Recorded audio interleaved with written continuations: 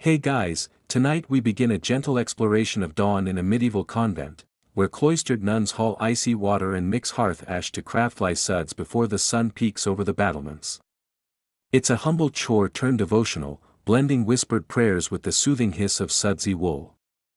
If you delight in hidden history or crave a calming ASMR escape, please like and subscribe, only if it resonates with your soul, and share your location and local time in the comments so we can drift together around the globe.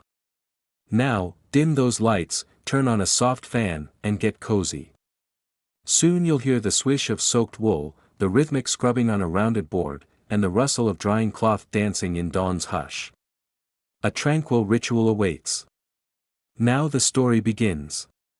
Close your eyes, take a deep breath, and focus on the tale. Soon you will drift into restful slumber. The screen now fades to darkness. In the darkest hour before dawn, when the hush of night enfolds every stone arch and cloistered nook, a single, solemn bell tolls deep within the heart of the monastery. Its sonorous echo drifts through vaulted corridors and across empty refectories, a gentle summons that awakens the sleeping sisters from their straw pallets. The faint vibration lingers in the air, as if each note carries a whispered invitation to draw closer to the divine in the stillness before morning light. Slowly, as if guided by an unseen hand, the nuns rise. Their movements are soft, deliberate. Bare feet touch the cold flagstone, toes curling against the chill, and they pad silently through narrow passageways, skirts brushing the rough floor. In the dim half-light, the stones take on a bluish hue, every step seems to hush the world a little further. Here, in the cradle of silence, they prepare themselves for the midnight office, the first act of devotion that will mark the new day. Within the dormitory, shadows dance along oak beams and shuttered windows. A tender glow emerges as delicate wicks are coaxed to life in glass lanterns and brass sconces. The nuns work in pairs, each motion quiet and reverent, striking flint, cupping embers, guiding the flame onto slender beeswax candles. Soft light wells up, illuminating simple tunics and bare shoulders. The air smells faintly of honeyed wax, old wood, and cool night. In that gentle radiance, faces grow visible, eyes still heavy with sleep, lips moving in silent invocation. Once the candles stand tall along the narrow benches and at the foot of the wooden crucifix, the sisters gather. They form an unbroken circle, hands folded at their waists or clasping rosary beads. In the center, the carved figure of Christ reaches out from shadows, arms wide in both invitation and sacrifice. The hush deepens until every heartbeat seems to echo in every chest. Then, in a voice no louder than a sigh, the prioress intones the first lines of the invitatory psalm. The words unfold like a gentle wave, rising and falling in the cool air. Each sister joins in, her voice a single thread in a tapestry of harmony. Their chant drifts upward, reverberating against stone walls and vaulted ceilings. In that soft chorus, time seems to slow, the world beyond these walls, with its clamor and haste, feels impossibly distant.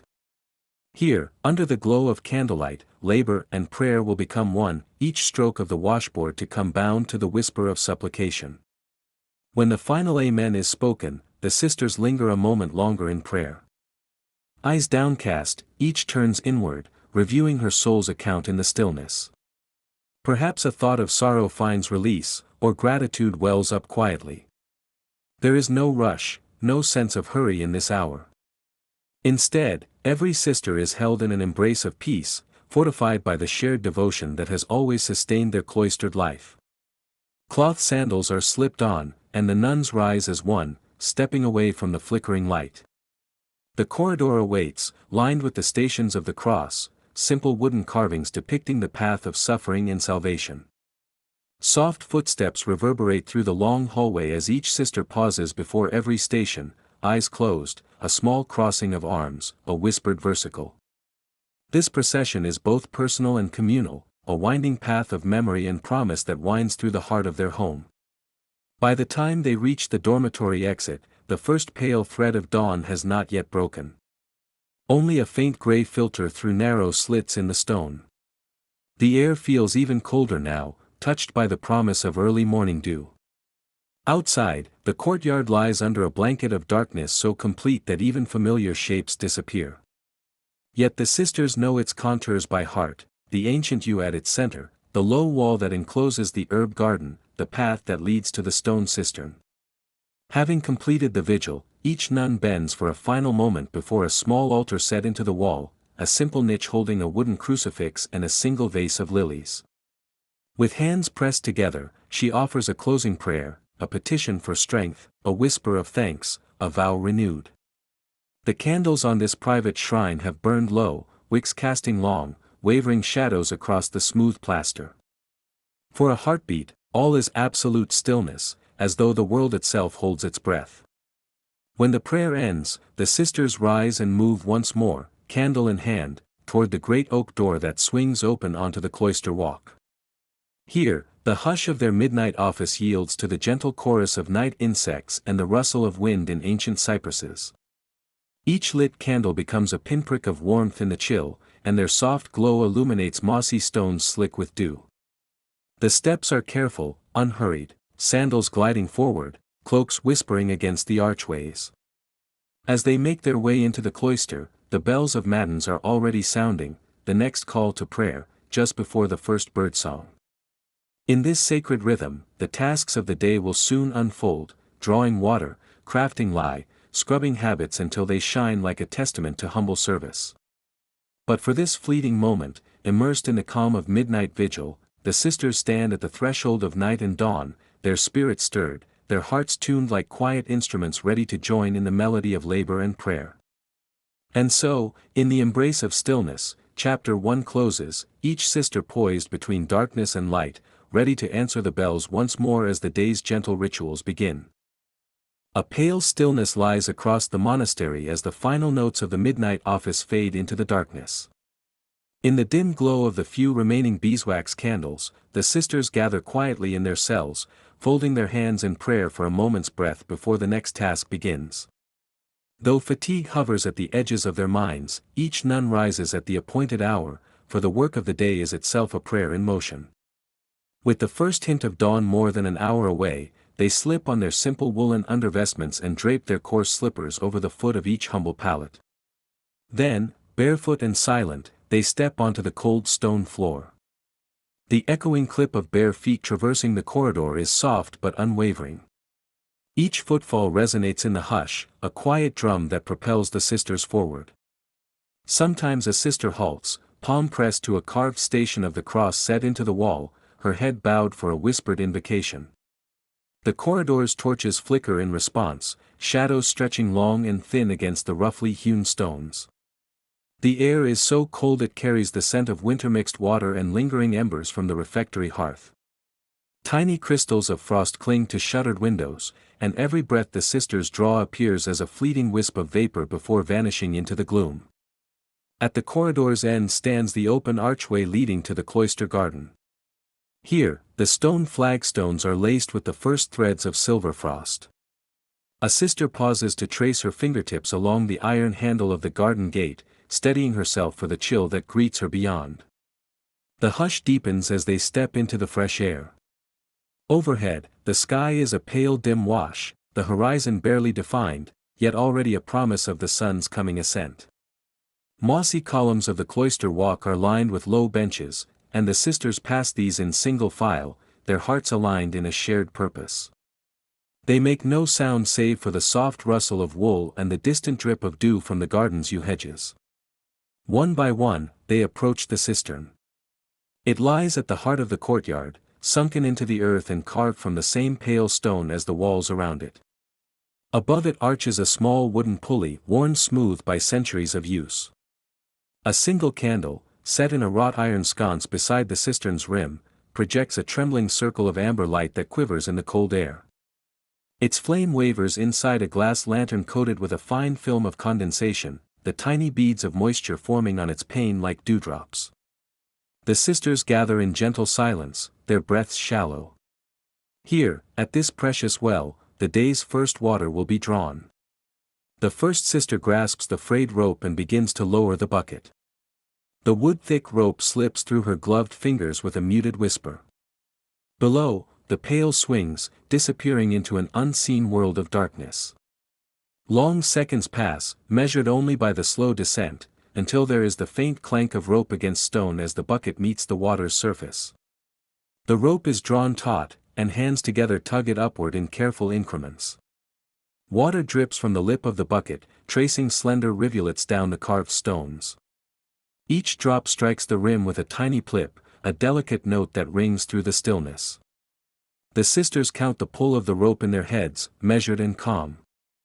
With a gentle heave, the bucket breaks the waterline and climbs into view. It emerges heavy, its weight the fruit of the well's depth and the day's first harvest of liquid grace. The sister receiving the pail tilts it slightly, letting the cold water lap against the stone edge before carefully setting it on the floor. Plumes of mist rise from the surface, swirling upward in ghostly coils. One by one, each sister repeats the motion, until a row of wooden buckets stands at the cistern's lip. They brim nearly to the top, water so clear it mirrors the lantern's glow and the faint curve of the archway above. Candles flicker in alcoves set into the corridor walls, but here at the cistern, their light seems almost too warm for the frigid air. Frost gathers at the bucket's rims, tiny white crystals etched by the breath of dawn.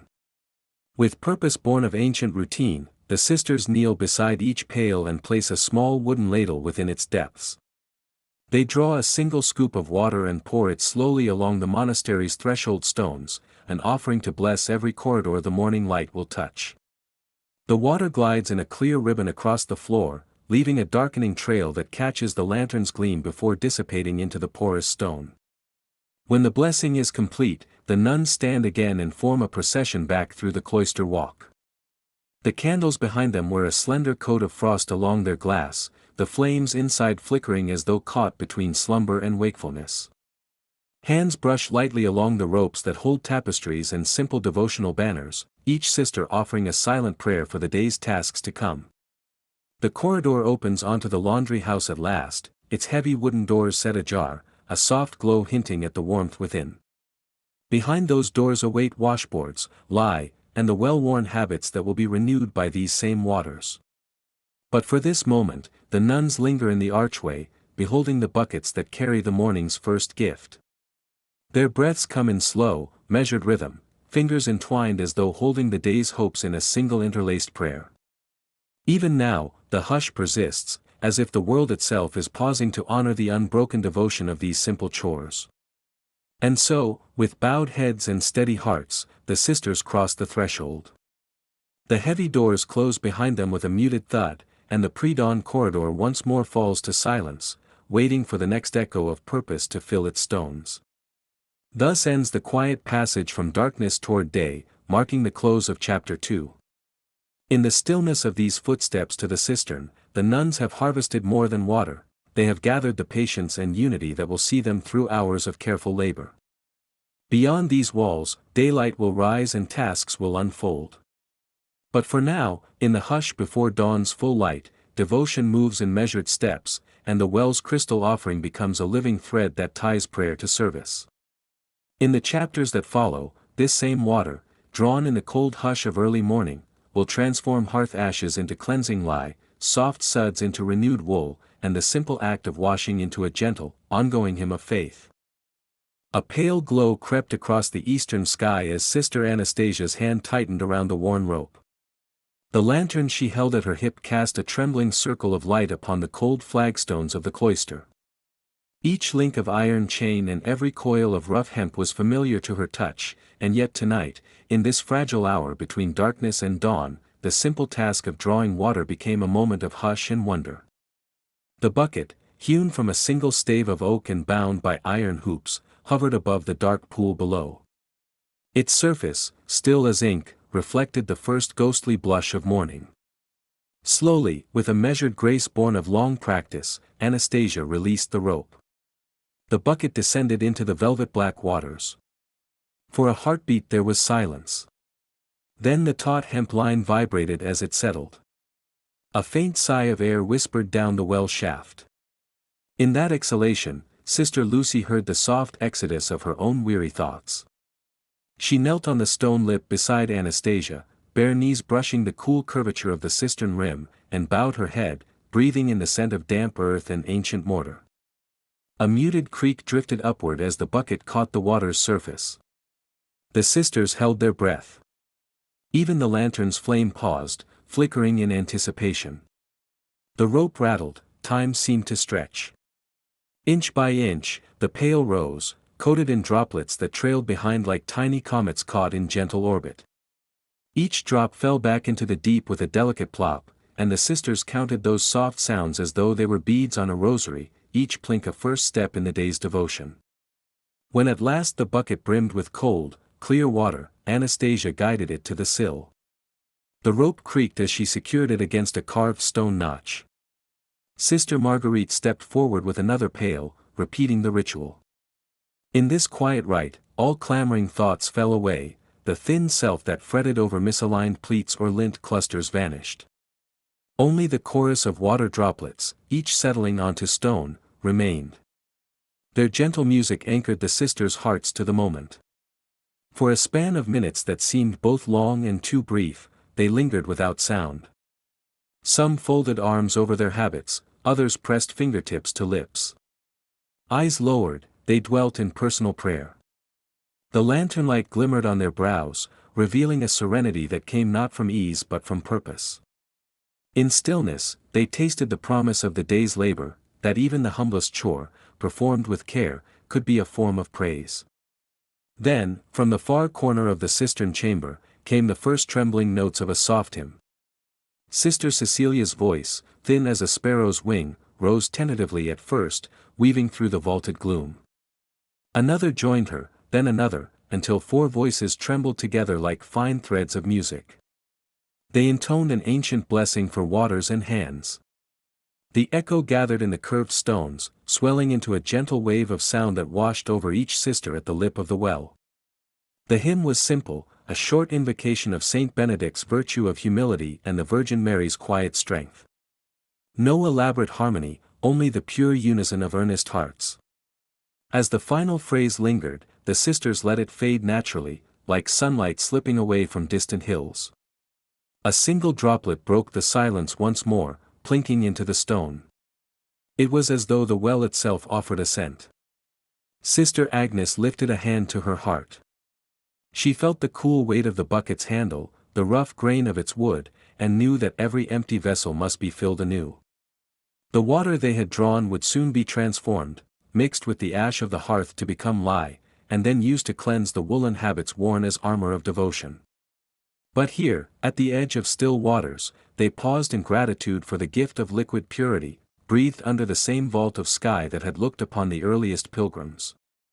Slowly, like ripples spreading from a single pebble, the sisters moved toward the door that led back to the laundry house.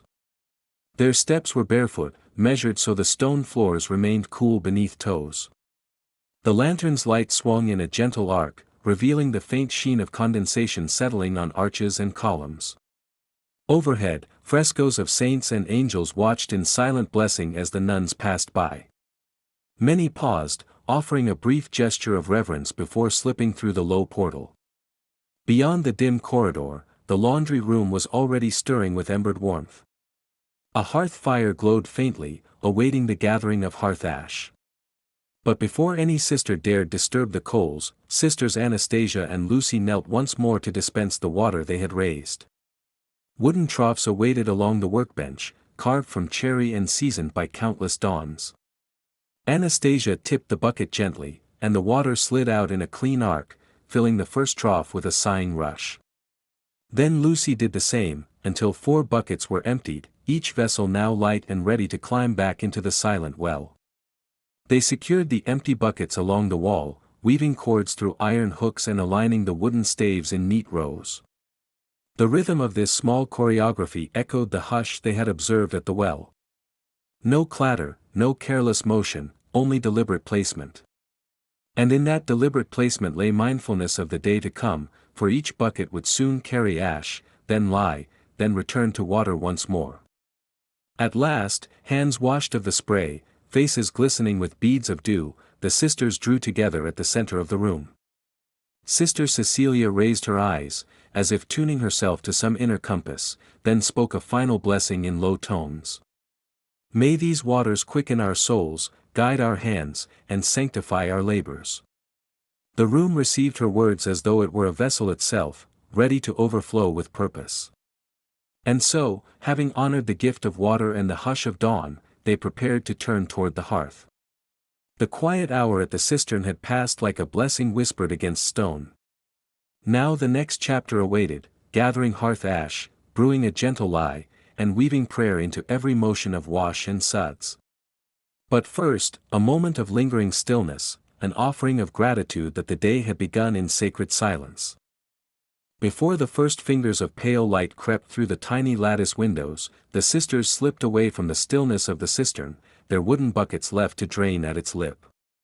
A gentle hush settled over the cloister as they crossed the smooth flagstones, breathing in the faint scent of damp earth and the lingering echo of their own prayers. Each footfall was measured, soft against the cool floor, as though the stones themselves still slumbered. The task before them lay not at water's edge but by fire's remains, an unassuming alchemy that would yield the vital lye wash for their daily laundry. They entered the hearth chamber, an unheated annex of the laundry wing, where 4 great hearths stood side by side in a row of stout stone arches. Here, the morning's last embers slumbered beneath iron grates, grey ash piled deep in the fireboxes, glowing faintly with residual warmth. Ragged strips of willow bark and olive twigs had fed these hearths through the night, leaving behind a powdery truancy of white and silver ash. The sisters paused in the dim light, their eyes adjusting to the interplay of shadows cast by a single flickering candle perched on a low wooden shelf. It was here they would gather the ash that, when steeped in water, became the gentle soap of their lye solution. Sister Isolde knelt before the first hearth, her woolen habit pooled around her feet, and set a small iron trowel to the ash. With deliberate care, she scraped beneath the grate, coaxing fine powders into the heart of a woven basket at her side. The motion was slow and graceful, each scrape breaking the surface tension of half-cooled embers. A faint plume of dust rose and drifted away, settling on the stone floor like snowflakes at rest. Sister Agnes held the basket at a cautious angle, her palm steadying its handle so that not a single grain escaped to drift through the corridor.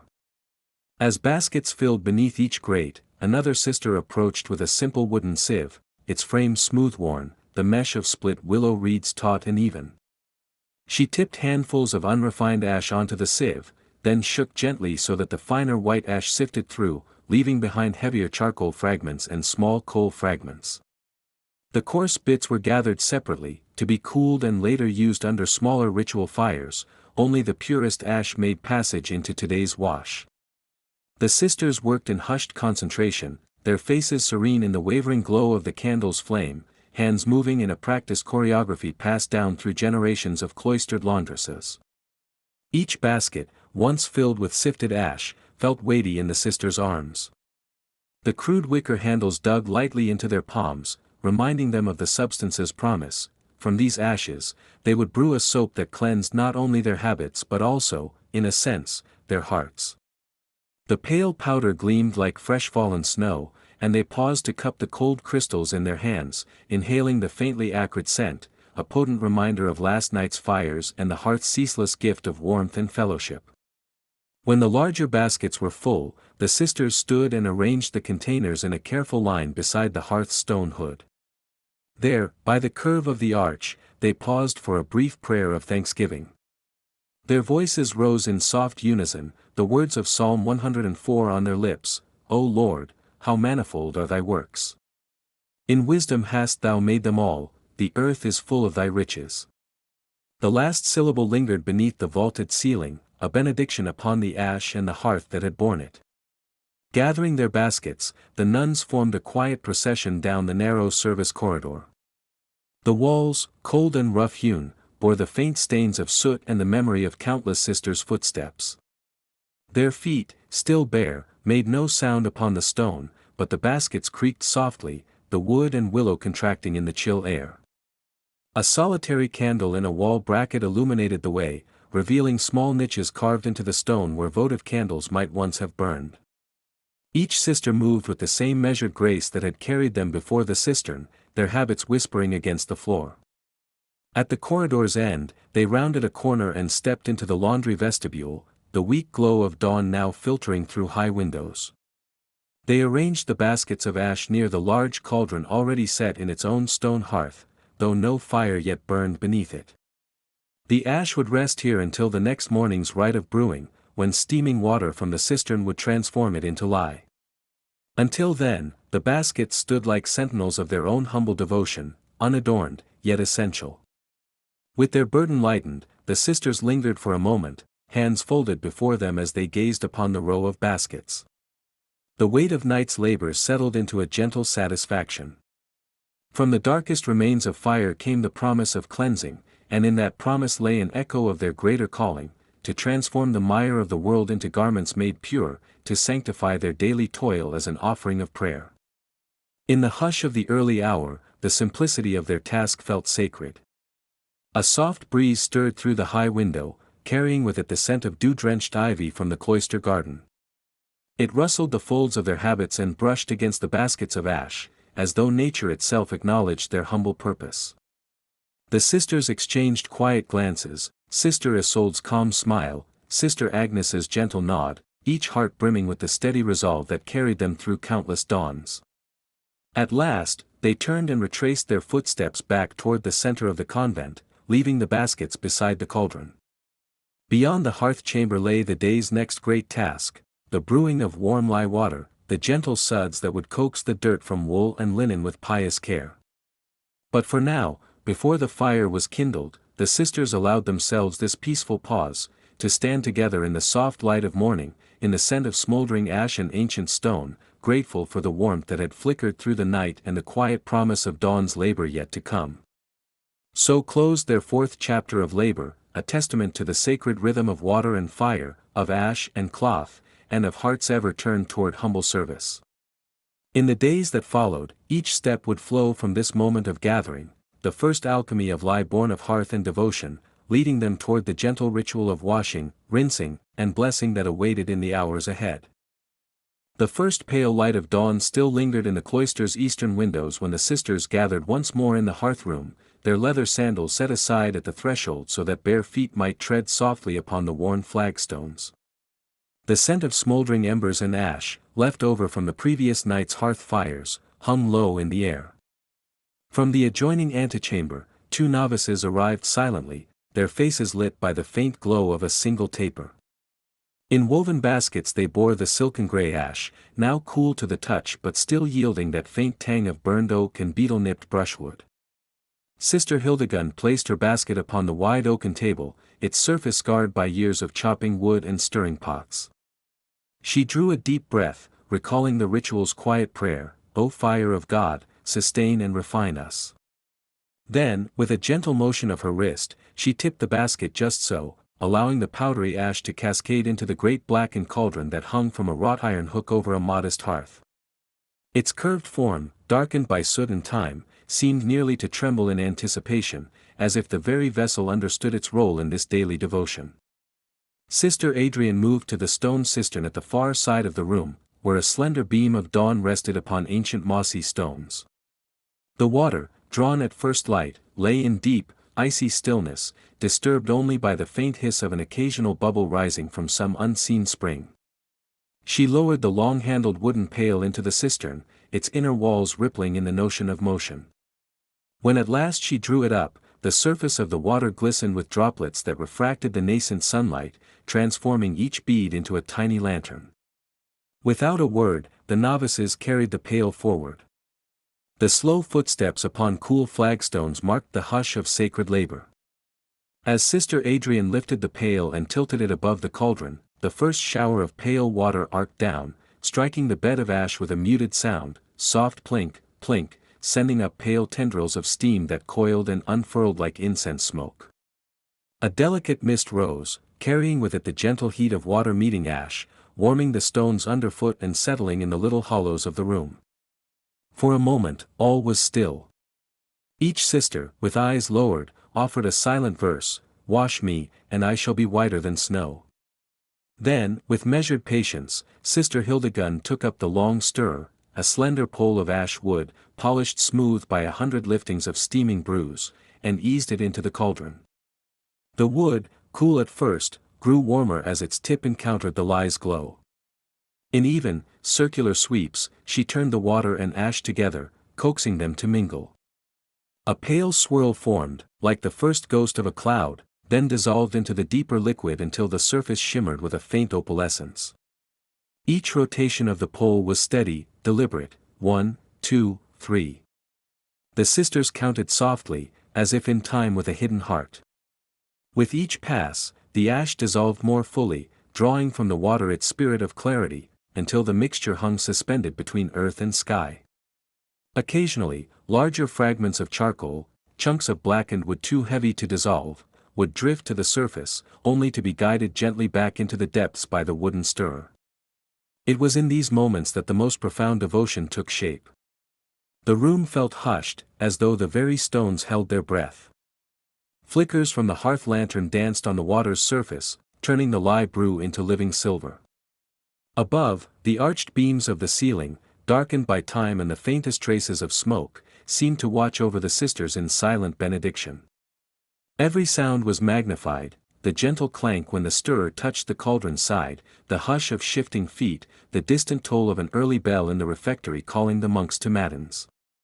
At last, after what felt like both an eternity and a single breath of time, Sister Hildegund slowed her stirring.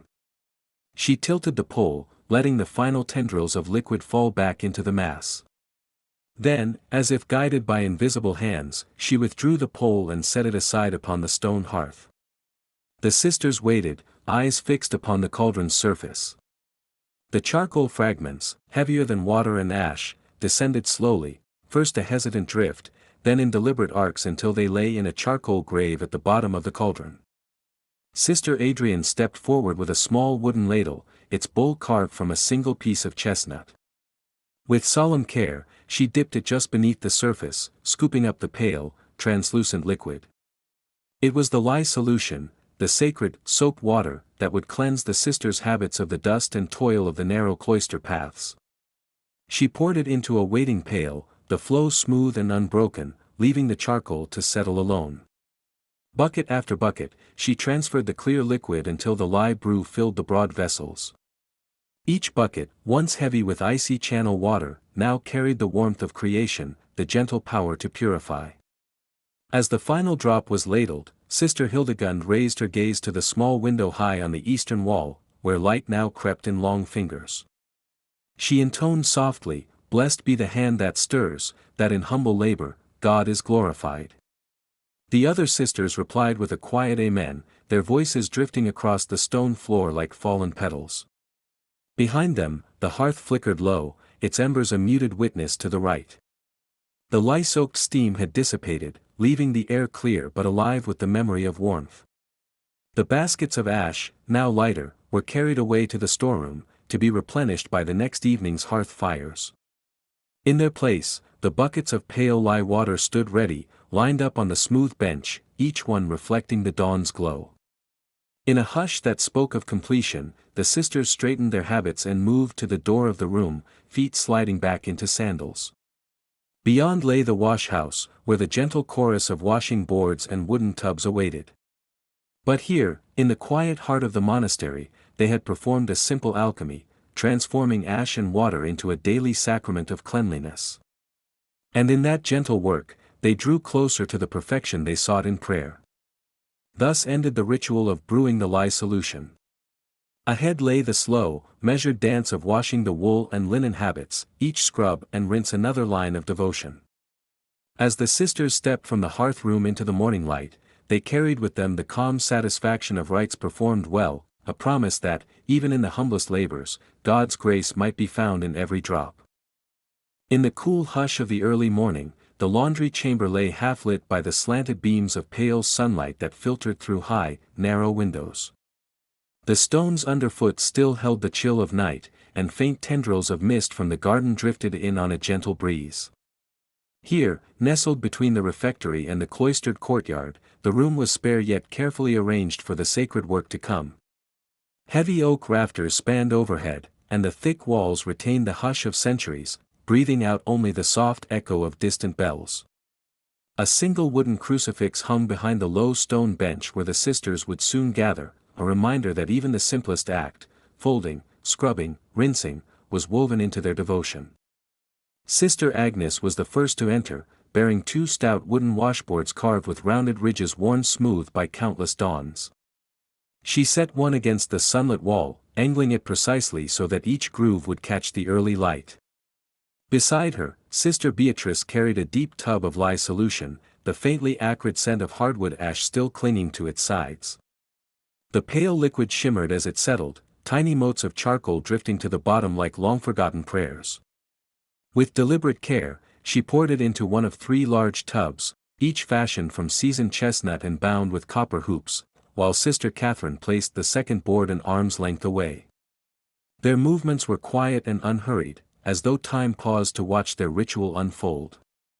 At the far end of the room, near a squat hearth now cold and unused for the day's purpose, Sister Hildegard unfolded beaten straw mats intended to cushion their feet. She smoothed each strand into place, the golden rushes whispering against one another in a soft susurration. When the mats lay flat across the stone floor, they formed a narrow carpet that would catch every drop of water and offer warmth to bare soles. Sister Margaret, with nimble fingers, spread thick cushions of straw beneath the benches. These would serve as kneeling pads for the moments when hands rose in prayer between strokes of the washboard. By now, a hush of anticipation filled the laundry chamber. Sister Joan, her habit tied neatly at the waist, moved among the benches, placing two tubs at each station. First she filled one tub with the freshly poured lye solution, then she topped it with cool cistern water, careful to maintain the proper balance so the suds would foam just enough to carry away the day's soil without harming the wool. The surface shimmered, flecked with bubbles that caught the morning light like tiny silver coins.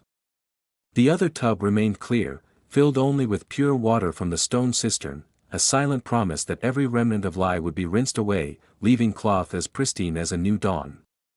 As the sisters took their places at each station, a gentle murmur rippled through the room. There was no rush to begin. Instead, they paused, heads bowed, hands folded, to offer a brief prayer of thanksgiving. It was a moment of shared reverence, a breath taken together before the rhythm of work commenced. Then, at a subtle nod from Sister Agnes, the first garments were brought forward, coarse woolen habits, folded with frayed edges and faint stains of last week's labors. The fabric smelled faintly of smoke and earth, of the quiet fields beyond the monastery walls. Sister Beatrice placed the first habit into the lye tub, submerging it with a soft swish that echoed like a whispered hymn. A trail of tiny bubbles rose along the folds, carrying away hidden specks of grime. Sister Catherine, seated at the board beside her, reached out to steady the fabric against the ridges. She pressed it gently, her palms guiding the wool in measured motions, downward, then across, until the suds deepened into a frothy white. Each movement was deliberate, each stroke accompanied by a silent invocation, Domini, libera me. Lord, set me free. Beyond the gentle sounds of cloth against wood, of water lapping at the sides of tubs, the sisters spoke in barely audible tones. One remarked on the gilded spider's web she had found above the east window that morning, another remarked on the unexpected warmth of the sun, a soft blessing after weeks of chill. Their words drifted on the air, carried off by the fragrance of damp straw and lye. There was a kindness in their chatter, a camaraderie born of shared purpose, to transform soiled garments into vessels of purity. When a habit had been scrubbed until its wool lay soft and supple, it was transferred to the clear water tub. Sister Hildegard lifted it gently, then plunged it beneath the rippling surface. The transparent water swirled around the fabric, washing away every last trace of ash and soil. Sunlight caught the wet wool, turning each fold into a prism of pale gray. A faint hiss marked the movement of droplets as she lifted the cloth, water cascading back into the tub with a gentle sigh. She draped it over a nearby rack, its arcs of wood cradling the garment like a mother's arms. Throughout the chamber, the work proceeded in harmonious pattern. Each sister found her own measured pace, a moment of lifting, a moment of pressing, a pause for prayer, a soft word exchanged with a neighbor. The room's vaulted ceiling gathered their quiet noises, swish, hiss, whisper, and sent them drifting upward in a tapestry of sound. There was no hurry, no sense of toil as burden. Here, labor was devotion, each scrub was an offering, each rinse a prayer made visible. As the sun climbed higher, beams of light slanted through the windows, warming the cool stones and bringing new clarity to the sisters' tasks. A stray mot of straw fell from a mat, landing with a soft crackle on the floor. Sister Joan paused to sweep it up, then knelt to smooth the rushes back into place. Across the room, Sister Beatrice took a moment to press her palm against the smooth surface of a washboard, feeling the gentle temperature of the wood. She closed her eyes, thanked God for the strength of her hands, and resumed her work. By the time the last of the morning stains had been treated and every habit lay spread on racks to dry, the laundry chamber had acquired a luminous stillness. The trough of tubs held only clean water now, and the pail board stood ready for the afternoon's second cycle. Nearly every corner bore the soft curve of folded straw, the dull gleam of copper hoops, the softest indentations where hands had risen in prayer. Above it all, the crucifix watched silently, its wooden figure luminous in the slant of dawn. The sisters gathered for a final blessing before dispersing to the next office. Their voices rose in a single chant, filling the chamber with a gentle resonance, Benedict, Domini, opera manuum nostrarum, bless, O Lord, the work of our hands. And in that moment, every washboard, every straw mat, every tub of water seemed to breathe a quiet thanksgiving back to the source of all mercy.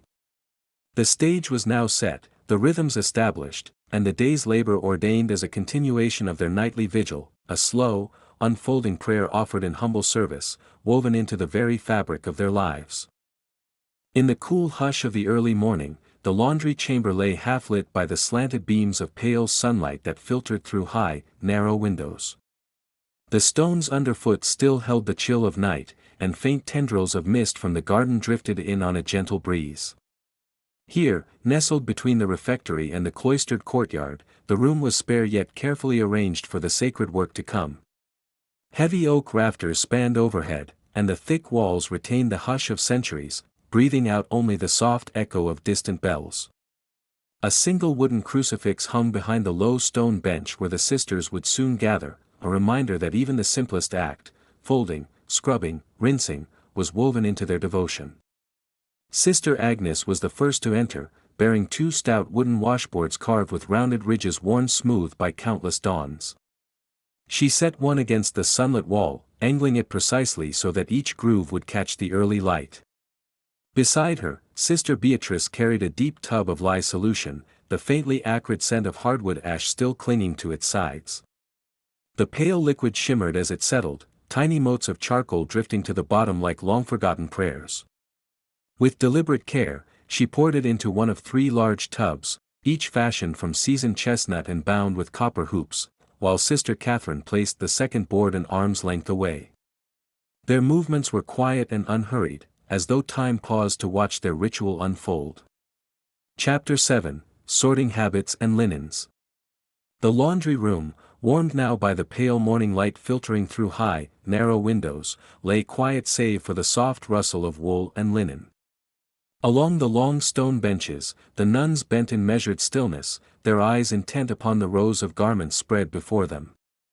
Each habit, folded in layers of thick wool, each slender veil of fine linen, spoke of the labor and devotion woven into its very fibers. Here, before the gentle scouring of lye water and the rhythmic procession of wash, came the essential, contemplative task of sorting. It was a ritual both practical and devotional, for in this order the sisters found a mirror of the harmony they sought within their own souls. On one bench, Sister Maria lay out a line of charcoal gray habits, the coarse wool worn smooth at the shoulders where the weight of kneeling and labor pressed most heavily. She pressed a finger to a seam, a faint fray there, a tiny patch of darker stain on the upper sleeve. Nearby, Sister Agnes held a woven basket filled with dainty white veils, their linen threads so fine that a sudden draught might lift them like prayer flags at a festival. She ran her thumb along the hem, attentive to the even spacing of stitches, listening for any hint of weakness. The soft click of tiny wooden needles through cloth was almost inaudible in the hush, but it marked each discovery of a seam in need of reinforcement. The sisters moved in an unhurried dance. Sister Cecilia, the youngest among them, carried a well-worn habit from the earliest basket to the sorting table. She laid it flat, fingertips brushing the broad folds, eyes narrowed in careful examination. The habit bore the signature of years, a patch at the hem left by Sister Helena last summer, a burn marked the size of a thumbprint where a candle had slipped in the chapel. Each imperfection told its story. Cecilia murmured a soft note to the sister nearby, and together they agreed, this habit would require a separate cycle, a gentle wash and attentive mending before it passed to the larger batch. Not far off, Sister Edith stood surveying a selection of linens, altar cloths, table napkins, hand towels used in the infirmary. Their threads ranged from sturdy hemp to fragile flax, and Edith sorted them by weight and weave. She tapped each piece lightly on the stone ledge, testing its strength. One towel, spotted faintly with an oil stain, she set aside in a small pewter bowl for special treatment. "Praise be," she whispered, "that this too can be restored." A gentle smile crossed her lips as she covered the bowl with a scrap of linen and slipped it beneath the bench, where it would rest until the sisters completed their morning prayers. Throughout the room, murmured exchanges passed like quiet streams of water. "Sister Agnes, this veil has been worn at least 3 seasons," said Sister Margaret, nodding toward a thin linen piece. "See how the fibers have thinned beneath the chin." Agnes nodded in agreement and tucked the veil into a pile marked for immediate washing, a gentle cycle, lest the fabric tear. A soft rustle of cloth followed as she lifted another veil, this one still crisp enough to join the freshly pressed stack awaiting the final rinse. At the far end, Sister Helena sorted the heaviest habits by soil level. She crouched beside a sturdy tub, tapping each garment against its rim to shake loose the worst of the dust. A habit soiled deeply at the collar, perhaps from many hours spent in silent contemplation or from leaning against the cool stone of the choir stalls, was set aside for pre-treatment. Helena traced the brownish ring where neck and wool met and pressed her fingertips into the soft crease, offering a whisper of prayer for patience and insight. For every stain removed was a small triumph of charity and diligence. Between the benches were wooden pegs, each one holding a small paper slip marked with Latin notes: wool, heavy, linen, fine, stain, oil, repair, seam. The sisters moved in concert with these notes, each slip passed from hand to hand, exchanged in gentle bows and soft voices. The peals of earlier bells still resonated faintly within the stone walls, but here time seemed to slow further, measured only by the shifting of cloth and the occasional creak of a bench under gentle weight. Overhead, a single lantern swayed slightly in a hidden socket, its wick trimmed low so as not to disturb the fragile hush. A stray beam of sunlight from the eastern window illuminated a stack of habits still untouched. Sister Isabel approached them deliberately, lifting each one and arranging them according to shade and thickness. She placed the darkest grays at one end, the mid-tones in the center, and almost black garments at the other. This careful gradation would ensure that lye water, once poured, would not darken or discolor the lighter pieces, a concern born of experience and accumulated wisdom. As the sorting progressed, the sisters paused now and then to lift their voices in a brief antiphon, a simple hymn of thanksgiving for the day's work. The single melodic line wove through the quiet, folding gently around each task. With each note, the sisters straightened their backs, refreshed in body and spirit by the sacred music interlaced with their labor. When the chant concluded, a profound stillness settled once more, as if the very stones of the laundry room were offering a moment of rest. By mid-morning's first hour, the benches were lined with neat piles, habits heavy with soil, habits lightly soiled, linens of fine flax, linens of coarser weave, pieces for immediate repair, cloths destined for special pre-treatment. In the center of the room stood 3 large tubs, one filled with the clear lye water brewed the day before, one with plain cistern water for rinsing, and one reserved for the final rinse, now waiting for the sorted garments to arrive. The washboards, set at comfortable angles against sunlit walls, gleamed with inherited polish, their ridges ready to knead the fabric into clouds of gentle suds. A gentle breeze stirred through an open window, carrying the scent of damp earth from the garden and the cool sweetness of budding ivy. A few of the lighter linens fluttered in its path, as if greeting the promise of the fresh water that would soon envelop them. The sisters allowed themselves a small smile at this quiet blessing. Already they felt the steady rhythm of the morning's work, each stage unfolding in its appointed time. Sister Maria stepped back from the bench and offered a quiet prayer of gratitude. In the ordering of these simple garments, she saw an echo of the order sought in the choir, within the chapter house, and above all within her own heart. Every fold aligned, every seam inspected, every stain acknowledged, these acts were more than preparation for washing. They were a humble devotion, a serene offering of service that would shine through in the whiteness of linen and the softened wool of each habit. As the final garments found their place in the sorted rows, the sisters exchanged soft nods and began to gather their tools, wooden paddles for gently stirring, baskets for carrying the sorted bundles, and small linen sacks to hold the notes for mending. Soon, the washboards would feel the press of thick wool, the water would sigh over thousands of threads, and the room would come alive with the soft swish of suds and the hushed chorus of gentle prayers. But for now, in this tranquil moment of readiness, the sisters stood as one, poised on the threshold between sorting and washing, between contemplation and action. Thus, the stage was set. The careful alignment of habits and linens, the hushed exchange of notes and prayers, the silent gratitude for every thread, these would guide the first strokes of the washboard's ridges and the first submersion of cloth into the clear, shimmering lye water. In this order beginning, Chapter 7 concluded, its gentle prelude a promise of the rhythmic immersion that awaited in the next chapter's first wash cycle. And as the morning light strengthened, the sisters prepared their hearts, their hands, and their minds for the holy labor that lay just beyond the benches, ready to transform cloth and spirit alike. At the far end of the room, near a squat, long before the sun's first pale rays touched the cloister walls, the laundry room stood ready. Benches of worn oak, smooth from decades of service, flanked low stone tubs filled with the clear lye solution drawn and prepared in the hours just past. Each sister approached her station in measured silence, carrying a folded habit or heavy woolen tunic she had laid out moments before. The room held the scent of hearth ash and cold water, mingled with the faint warmth of early embers still smoldering beneath the cauldron where yesterday's washing water had been boiled for sterilization. A single candle, set in a shallow dish of sand, burned at one end of the chamber, its flicker dancing across mellow stones and illuminating the rounded ridges of the wooden washboards like ripples in a dark pond.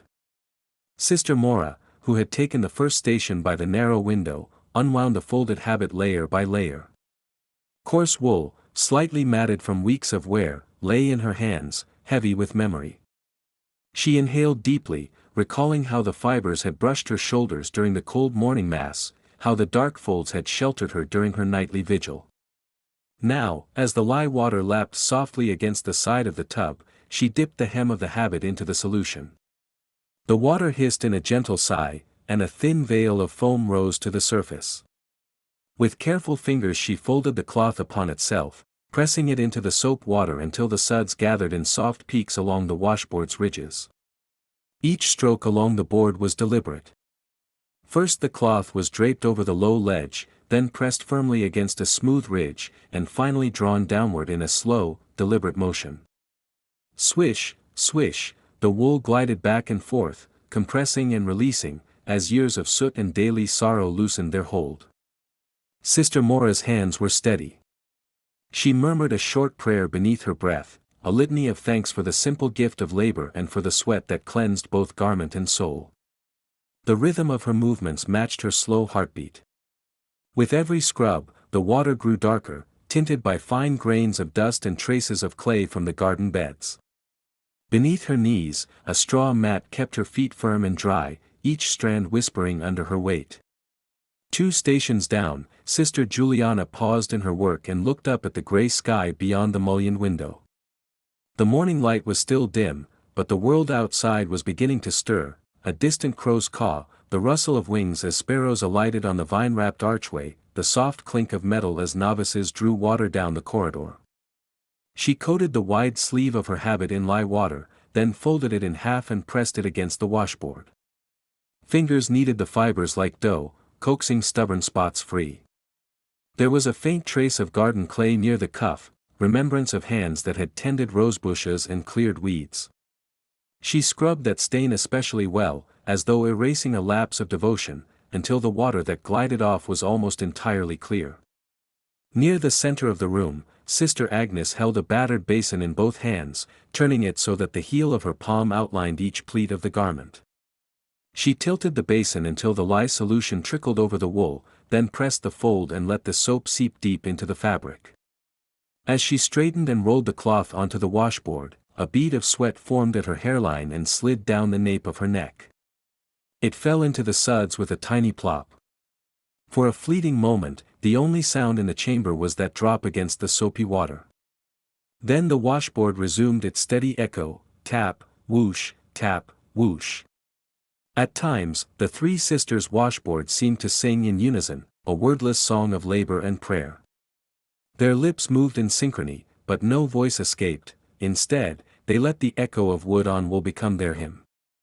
Occasionally, Sister Mora would catch Sister Juliana's eye and offer a small, secret smile, a shared recognition of the beauty in repetition, the holiness in the humblest deeds. Even the soap bubbles, rising luminous and iridescent in the candlelight, seemed to glow with a kind of gentle benediction. When the suds had loosened the worst of the grime, each sister would lift her piece of habit and dip it into the second tub, a basin of fresh cistern water drawn cold and clear. Here the scrubbing ceased. The fabric, saturated with soapy foam, was gently agitated by hands that guided it into the currents of the water.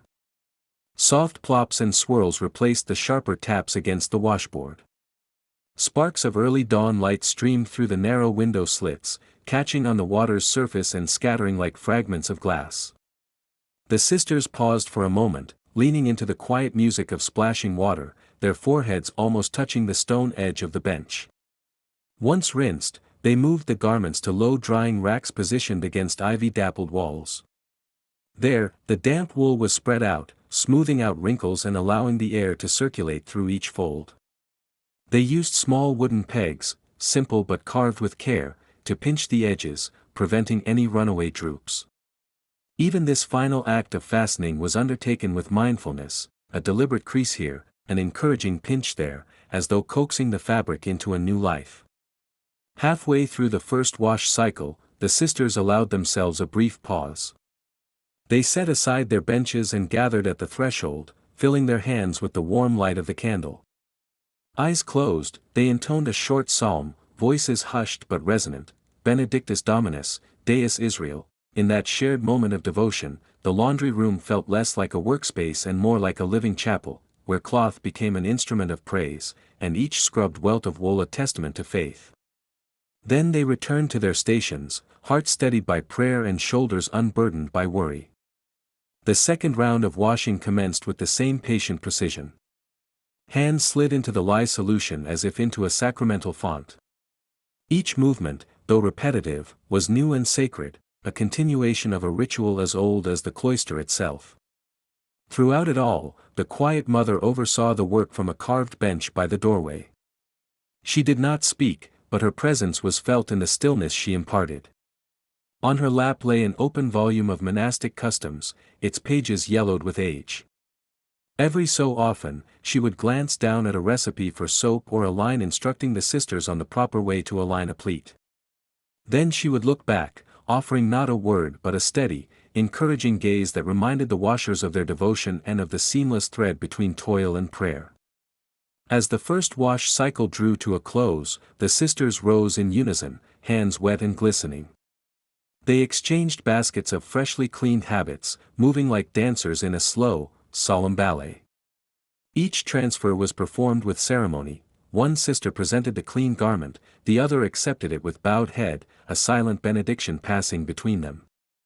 And as they walked to the drying yard, wooden racks in hand, the softest echoes trailed behind them, the last notes of a hymn carried away by the gentle breeze of dawn. A hush settles over the laundry room as the sisters complete the first cycle of scrubbing. The wooden tubs stand half empty, their soapy water shimmering in the pale dawn light that filters through the narrow, arched window. Boards of smooth pine lean against the cold stone walls, striated with the pale residue of lye. Beneath their steady scrub, the habits have begun to blanch, the grime of weeks giving way to something softer and more forgiving. In this moment of quiet transition, the nuns straighten, drawing breath in unison, and a single candle's flame trembles in the still air. Sister Beatrice lifts her worn hands from the sudsy water, droplets tracing silver lines along her wrists.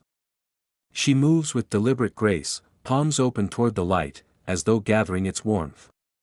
Around her, the other sisters follow the same gentle gesture: Sister Agnes, whose dark eyes always hold a spark of laughter; Sister Matilda, whose voice will soon rise in song; Sister Helena, whose closeness to the hearth last night lingers in the faint scent of smokeless ash upon her veil.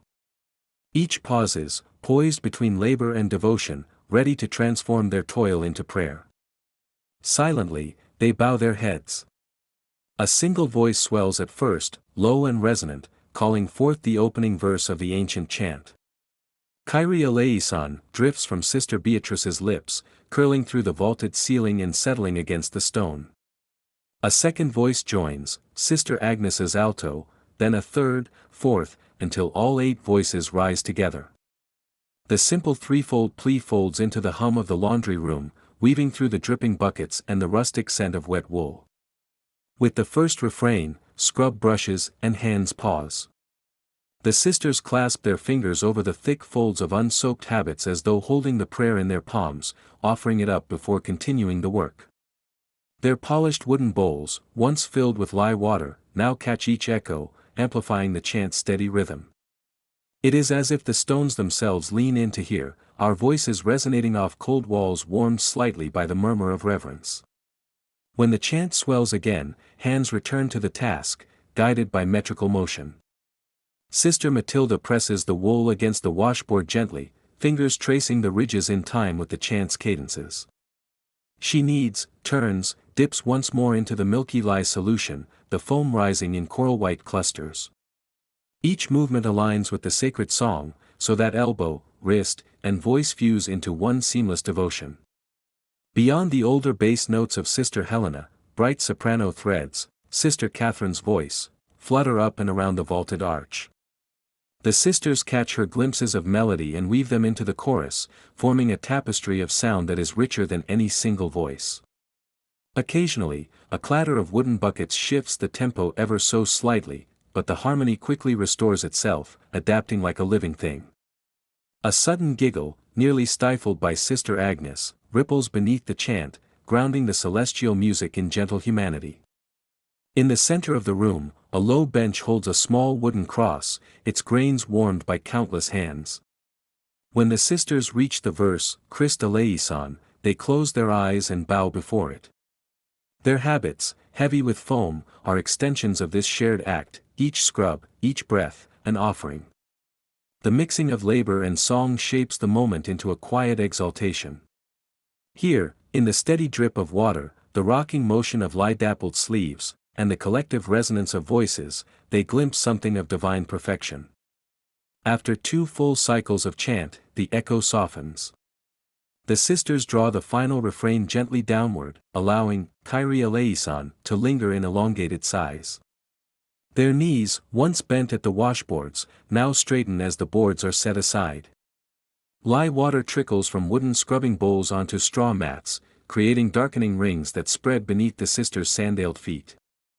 With each drop, the memory of song seems to crystallize, settling into the air like fine, invisible mist. Sister Beatrice opens her eyes slowly. She looks across the room to Sister Matilda, and their eyes meet in a tender acknowledgement of the ritual's grace. A stray wisp of her dark hair has escaped from beneath her coif, she tucks it back, smiling softly.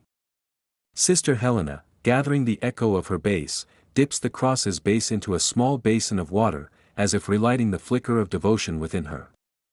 Then, in gentle motion, they step aside. The tubs are heavy again, filled now with fresh water from the cistern. But before the next phase can begin, Sister Agnes lifts a plain wooden clapper, a simple percussion instrument used in place of bells during certain seasons. With 3 firm knocks on the stone wall, she signals the close of the communal chant. The sound reverberates, brief and pure, carrying over the hush that follows.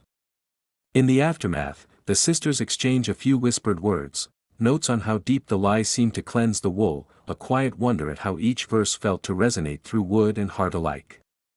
Then they slip barefoot across the straw mats toward the door that leads outside, where the shaded brook awaits. Their night-black habits hang heavy on their bodies, yet their voices echo softly still, buoying each sister's steps. As they move through the narrow corridor, their footsteps echo in time with the fading resonance of the chant. The warm breath of the laundry room gives way to the crisp garden air.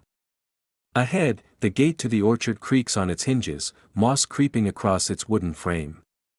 Through the open bars, shafts of pale morning light dance on dew-laden leaves. Here, the voices will be stilled for a time, and the next chapter of labor, rinsing in the sun-dappled brook, will unfold. But in this moment of transition, the lingering perfume of devotion remains, a quiet vow etched into the heart of each nun. The rites of laundry, woven seamlessly with the ancient melodies of prayer, have carried them further into the day's grace. And so, side by side, they step toward the water's edge, ready to cleanse again, now sustained by memory of communal chant and the quiet joy it has left behind. In the gentle half-light of early morning, the sisters moved as one quiet current toward the hidden brook that wound its way through the monastery's garden. The hush of their footsteps was broken only by the soft rustle of woolen habits brushing against dewy grass. As they left behind the bright courtyard where lice-scented suds had drifted from the laundry house, each sister carried a wooden tub cradling a fresh bundle of rinsed garments. Their bare feet, accustomed to the cool stone of cloistered halls, now felt the yielding moss underfoot, soft, fragrant with earth and the faintest hint of wild mint. They paused at the edge of a small clearing, where slender birch and ash trees arched overhead, their new leaves trembling in the first stirring of a dawn breeze. Here, the brook's voice was low and secret, threading through pebbles and stones polished by centuries of currents. Sunlight, still shy in the east, filtered through the canopy in narrow shafts, painting patches of gold on the tumbling water. In that soft glow, the nuns set down their tubs and knelt, heads bowed as if in silent prayer to the small, eternal stream. With deliberate care, each sister lifted a bundle of woolen habit from her tub. The fabric, already coaxed of its heavy soil in the lye bath, glimmered faintly with fresh moisture. One by one, they submerged the sleeves into the stream, fingers guiding the wool beneath the moving surface. A gentle hiss rose as air pockets released, and water claimed each thread, carrying away the last vestiges of ash and toil. The sisters leaned forward, their whispers inaudible beneath the brook's hushed murmur, yet in the cradle of those stones and reeds their bowed forms seemed to echo a hymn of gratitude. The rhythm was unhurried, sleeve dipped, fabric swirled, then lifted to display the water clear and bright. Tiny beads of moisture clung to the wool, glinting like pearls before falling back into the stream. Occasionally, a sister would pause, pressing her cheek against the water's edge, listening as the current slipped past roots and under lichen-covered rocks. Sometimes a stray fish flicked its pale fins before darting away into deeper pools. The nuns regarded these small movements as gentle reminders of the divine order present even in the smallest of God's creations. As the procession of rinsing continued, the monk's bell in the distance told the hour of lauds, its sonorous call blending with the burble of water. The sound seemed to strengthen the sisters' resolve, as though the chant of the brook joined the chant of their hearts. One by one, the barrels of garments, now cleansed of their last impurities, were lifted from the current. Each sister cradled her wet habit on her forearm, letting the slow drip of water trace lines down her wrist. The droplets fell onto the moss, each one releasing a tiny scent of fresh linen mingled with damp earth. When every habit had been rinsed, the sisters rose in unison, forming a gentle line along the bank. In that moment, the garden beyond felt suspended between night and day, every leaf, every stone, softly alive. They carried their softened wool through a narrow path carpeted with violet blooms, the air rich with their bittersweet perfume. The wooden racks awaiting them in the drying courtyard stood just beyond an old yew tree, its trunk scuffed with the marks of centuries. With quiet reverence, each sister draped her habit across the beams, smoothing the sleeves by hand to ensure the fabric hung without crease. As sunlight grew stronger, warming the stones beneath their feet, the nuns exchanged brief glances of silent joy. The crisp green vines climbing the walls drank in the newfound moisture, and tiny droplets glimmered on leaf and bark alike. A gentle breeze stirred the drying habits, sending them adrift like pale sails on a sea of ivy. The sisters withdrew to a low bench nearby, each selecting a small wooden peg to secure a corner of cloth, ensuring even drying. In the hushed air, the faint clack of wood on wool mingled with the mild clatter of tools being set aside. Here, in this still hour before the congregation of midday, the sisters allowed themselves a breath of quiet contemplation. Some knelt once more to offer a final blessing over the garments, tracing the sign of the cross in the air above the sunlit cloth. Others simply rested their hands in lap, eyes closed, letting the song of the brook and the warmth of the morning enfold them. All felt, with calm certainty, that their humble labor had joined the larger tapestry of monastic life, a seamless thread woven through prayer, work, and the gentle rhythms of nature. As the distant refectory bell summoned them toward the simple breakfast that would precede midday devotions, the sisters gathered the empty tubs and wooden pegs. The racks held the fresh habits, bathed in light and ready for the finishing touches to follow. With the ease born of rhythm and devotion, they turned along the mossy path back toward the monastery, their steps echoing softly against the stone threshold.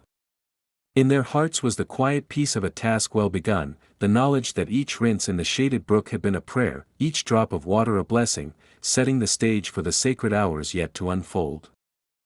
The mid-morning sun filtered through high, narrow windows as the sisters left the brook behind them, their damp habits swaying like gentle reeds.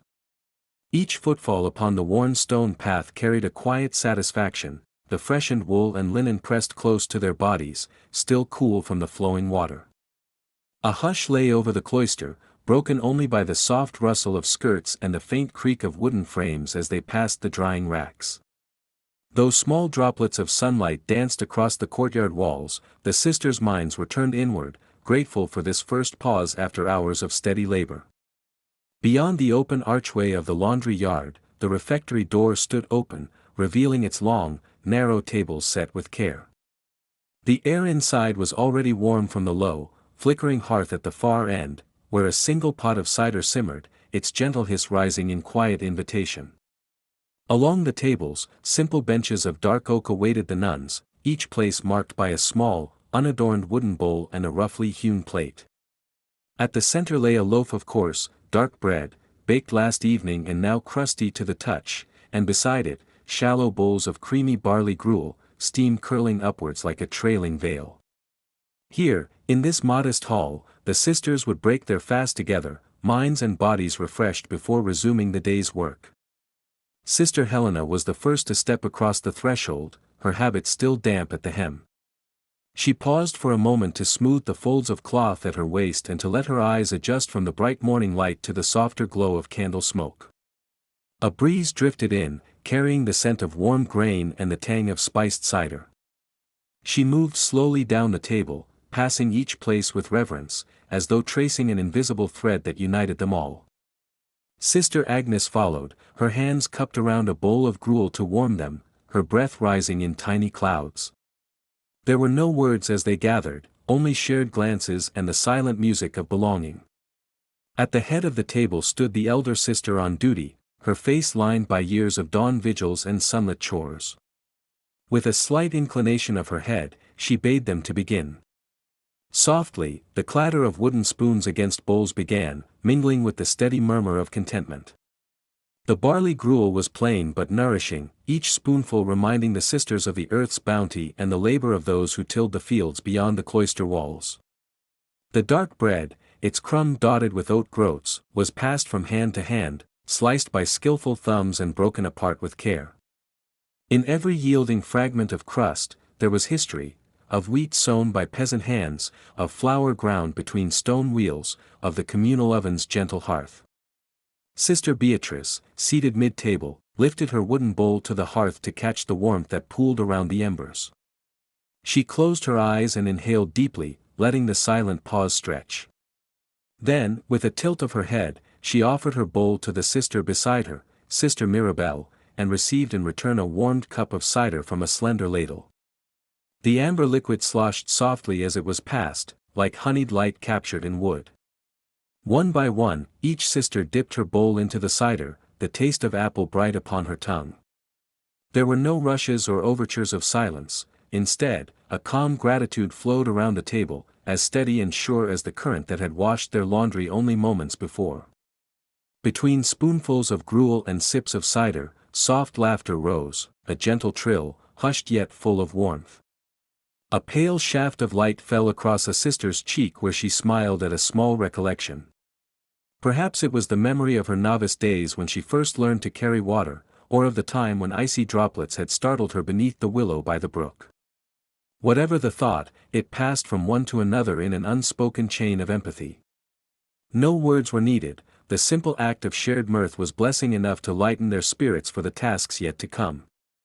Occasionally, a glance drifted toward the tall windows overlooking the laundry courtyard. Through the latticed panes, the sisters could see the sun moving steadily across the pale stones. Wooden racks bore half-dried habits, their wool shifting in the breeze like soft banners.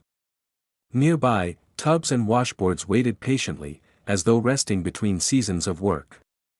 The sight was a quiet promise, that the chores paused here would soon resume, each in its own unfolding journey of suds and prayers. At last, the elder sister raised her spoon and set it upon the table. The hall fell into a gentle stillness, broken only by the last sighs of the hearth. Carefully, she placed a small loaf of bread atop the central board and motioned for the sisters to join hands. From her lips, a soft prayer emerged, a hymn of thanksgiving for sustenance, for each other's company, and for the holy labor that bound them together. As her voice rose in steady cadences, the others bowed their heads and echoed the sentiment, their words soft and certain. When the prayer concluded, cups were lifted one final time, as if to salute the new day. The women released each other's hands and gathered their bowls and spoons with deliberate care, as though each utensil were a treasured relic. The loaf of bread was returned to its wicker hamper, to be divided again in the evening if need required. Footsteps echoed lightly as they stood and filed from the refectory, moving once more into the open air, back toward the racks, the tubs, the washboards. As they passed beneath the arch of the courtyard, the warmth of companionship lingered within them.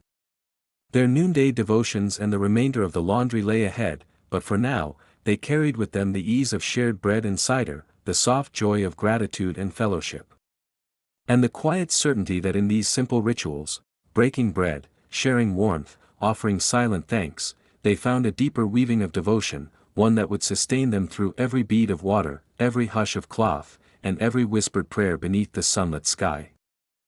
The tolling of the small noonday bell drifts through the cloister's open archways, shifting the sisters' minds from the simple fare of bread and barley gruel back toward devotion. In the aftermath of a brief repast, the soft scrape of wooden benches and the murmur of folding habits give way to utter silence as the laundry sisters, their hands still faintly scented with barley and hearth ash, make their way across the sunlit courtyard toward the chapel. Above them, swallows wheel and twitter in the open sky, as though imploring the nuns to pause for a moment's recollection of heaven's expanse before returning to earthbound chores. Inside the chapel, the air is cooler and still, perfumed by the last drifting wisp of incense from morning's mass. The alabaster altar, pale as moonlight, gleams beneath high lancet windows where panes of stained glass cast glowing motes of ruby and sapphire across the flagstone floor. A single sister kneels to fling open the heavy oak doors, their iron hinges murmuring a quiet protest, and the others slip in behind her, their weighted wool habits brushing softly against one another. Their footsteps fall mute upon the worn flagstones, each careful tread a testament to years of practice in this ancient ritual of reverence. At the far end of the nave, near the carved lectern where the antiphonary rests, Sister Cecilia reaches for a slender taper and lights it against the wick of a burning candle already set in the golden sconce. A ripple of candlelight brightens the altar's carved reliefs, Christ upon the cross, the Madonna cradling her child, the 12 apostles cast in solemn heraldry. One by one, the other sisters lift small tapers from the flickering array on either side, until every carved niche is crowned with dancing light. Shadows shiver along the stone ribs of the vaulted ceiling, as if the very walls join in their soft auspices. Now assembled, the sisters rise in measured unison. Their habits rustle, and in that sound is woven centuries of sacred observance. They face the altar, bowing deeply until their foreheads brush the floor cool with midday's faint chill. When they stand again, their voices lift in the first tones of the little hours, a chant as ancient as the stones themselves. The melody is spare and plain, no flourishes of virtuosic piety, but honest devotion cast in plain chant. Their voices mingle in sonorous harmony, rising through the nave's arches, a gentle wave that laps at hearts grown weary and renews them with quiet purpose. Each psalm is intoned slowly, each verse savored. The sisters let the words sink into the marrow of their bones. O God, come to my assistance, O Lord, make haste to help me.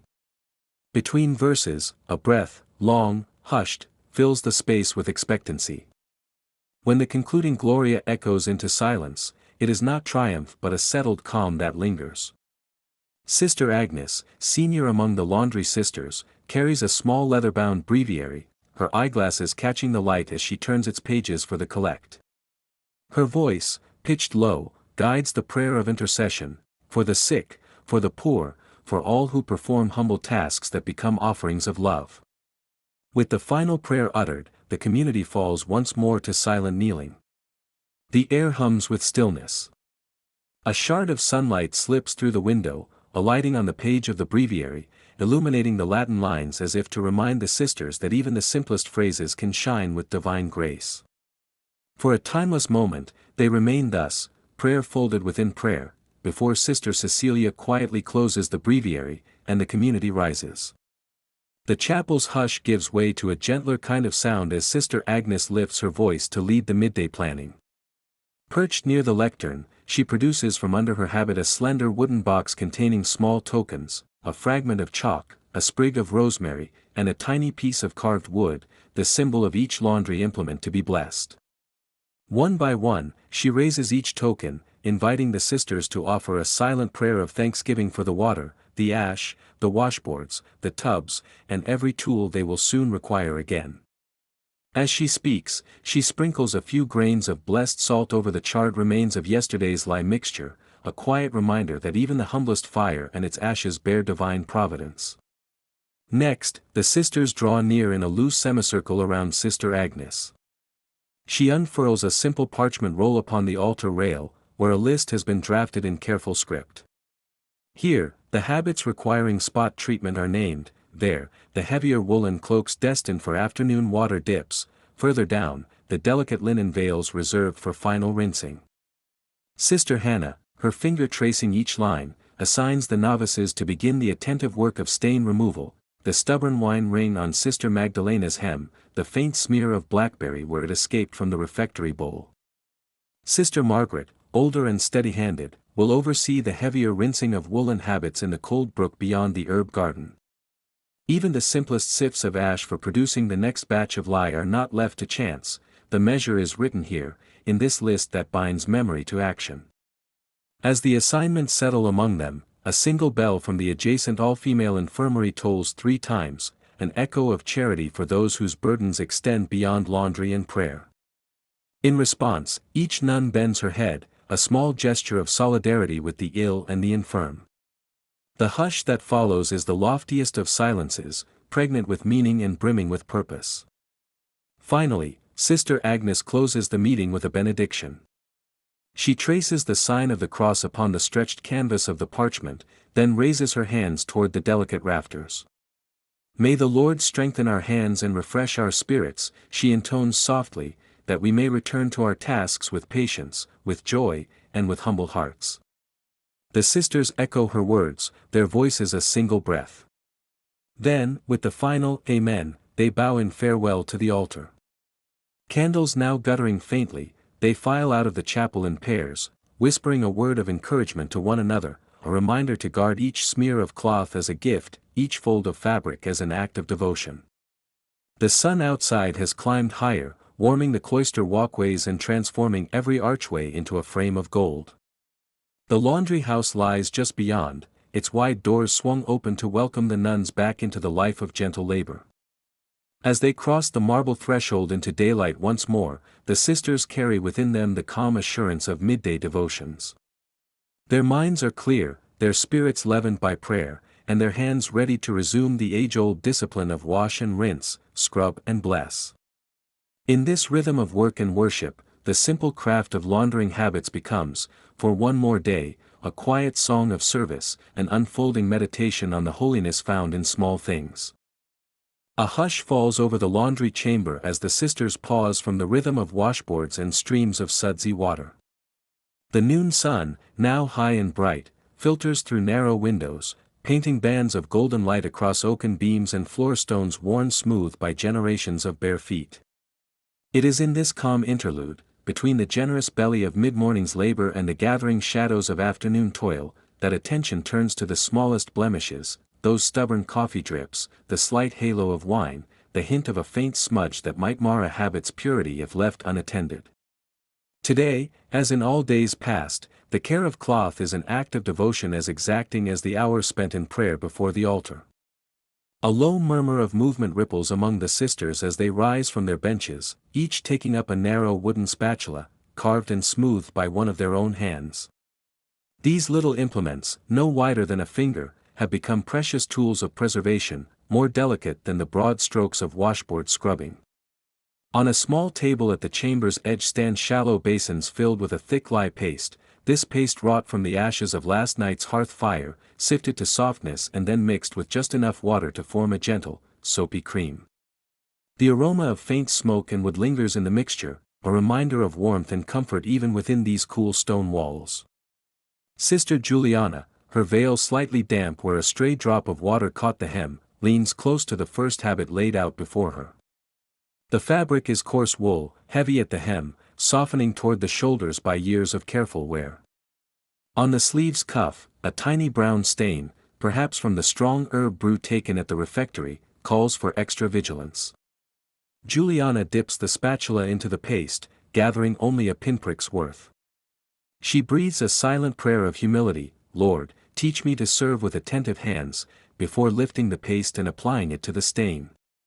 Her motion is measured, almost reverent, a gentle smearing that avoids stretching the wool's fibers. The paste beads slightly as it meets the stain, drawing it out even before the scrubbing begins. At a nearby basin, Sister Agnes tends to a fragment of linen veil, her fingers steady as she inspects the faint circle left by a dropped cup of wine from the midday repast. She whispers a short invocation to Saint Benedict, patron of the monastic rule, that her efforts might honor the spirit of order and cleanliness. With her spatula she scoops a small dab of paste, soft and almost luminous in the sunlight. Then, the paste is spread onto the delicate weave, and Agnes moves the tool in tiny circles, each motion guided by an internal rhythm that blends work with prayer. Here the soft creak of wood on cloth, there the hushed scrape of spatula against linen, these are the sounds that fill the chamber now, a tender counterpoint to the clangor of earlier hours. Every sister at her station follows this same careful ritual. Some work on outer scapulars, inspecting the broad panels for any trace of dirt from the garden path. Others focus on the wimple cloths, those starched linen bands that frame the face, their bright whiteness a testament to discipline and humility. Each spot of discoloration receives its share of lye paste, applied with such gentleness that neither cloth nor thread is ever stretched or torn. The spoons of dried ash that underlie the paste carry a sacred history. The ashes come from hearths that offered warmth through long winter nights and now serve as silent witnesses to this midday vigil. When the paste has settled into each blemish, the sisters cover their workstations with simple wooden lids for a brief interval of rest. This pause allows the lye's gentle caustic quality to draw out pigment from the cloth fibers. During these quiet minutes, the nuns might stand in small clusters beneath the sunlit windows, exchanging a single line of verse or a whispered reflection on the scriptures. Their voices are low and kind, forming an ambient harmony that sustains the sense of a shared purpose. Above them, the beams settle into a soft crackle as the stones warm in the sunlight. In this hush, each sister gathers patience and vigilance for the second stage of treatment. After a short time, the lids come off and the sisters return to their basins. Now they transfer each piece of fabric to a secondary trough filled with the clearest cistern water, water drawn before dawn for purity, left undisturbed on the cold stone floor. With deliberate slowness, they plunge the treated areas into the cool flow, the liquid swishing almost imperceptibly as it mingles with remnants of lye and soil. Hands glide across the fabric, smoothing away suds and sediment until the water that drips back into the basin runs nearly as clear as the basin's surface. Occasionally, a sister pauses to lift her garment toward the light, holding it aloft to catch the golden rays and make certain no trace of mark remains. The glow of the wool or the sheen of the linen is the judge of their success. Yet their careful hands do not end with stains alone.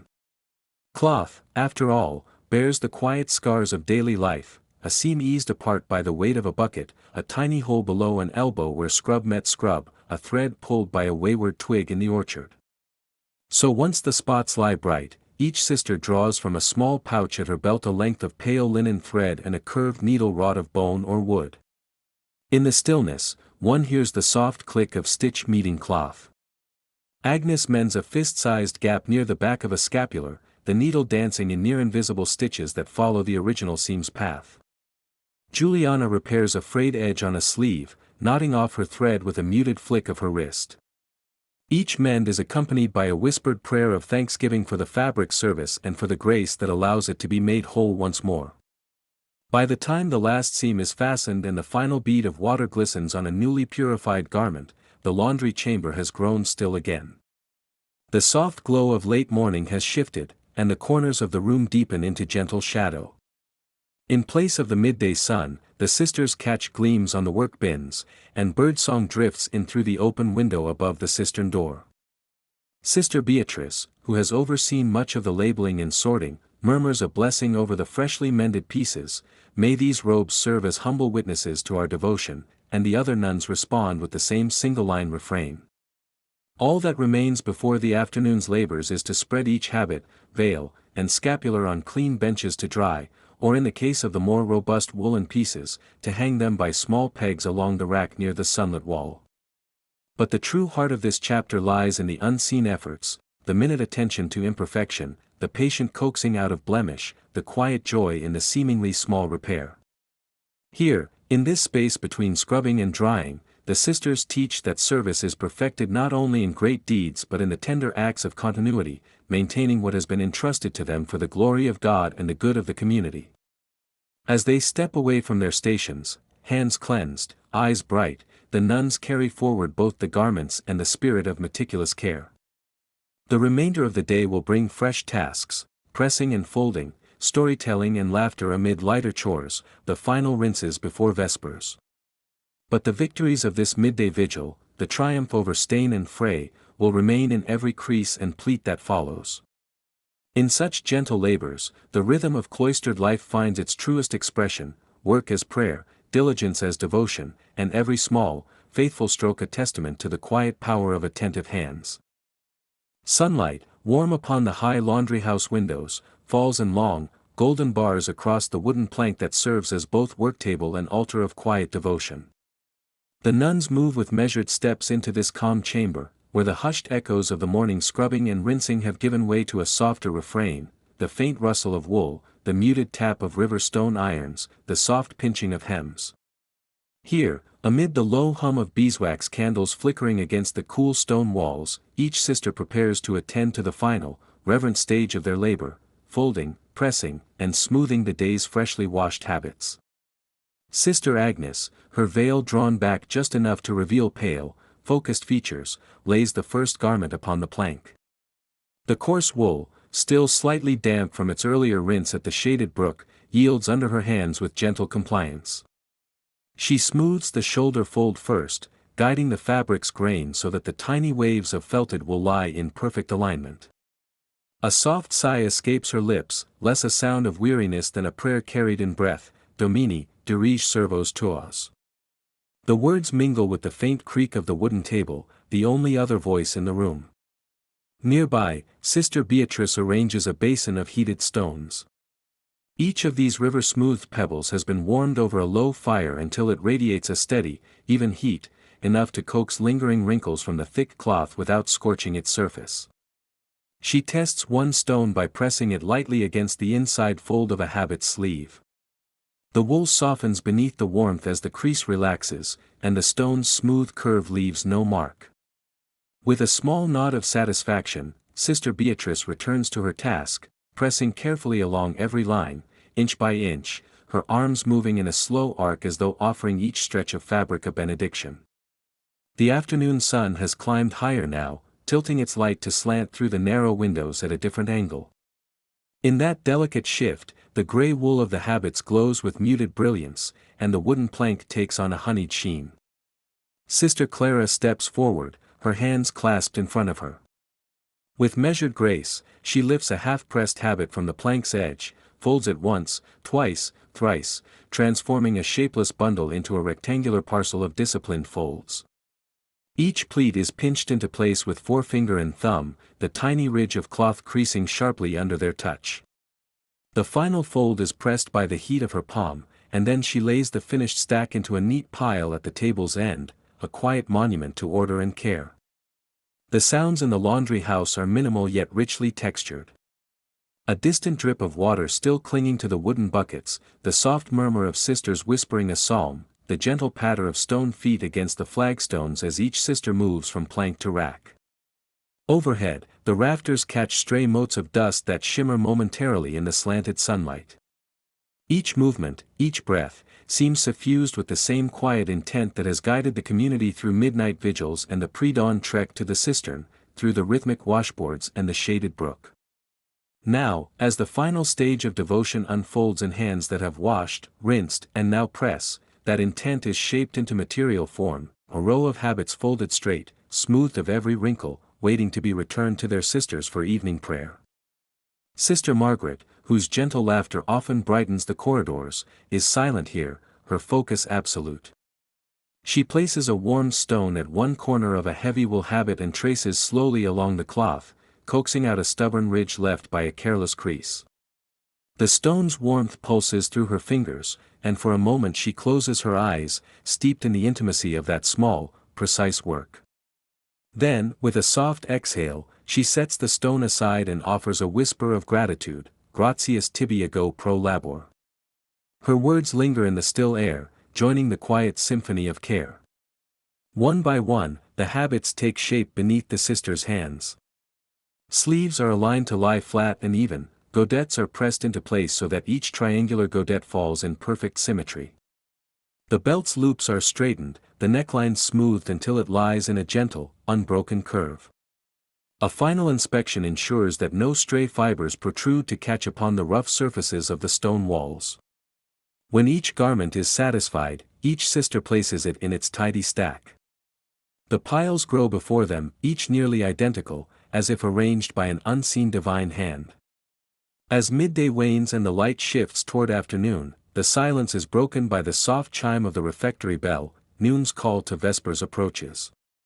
Yet here in the laundry house, the sisters linger a few moments more, pausing at their work tables with hands still warm from pressing.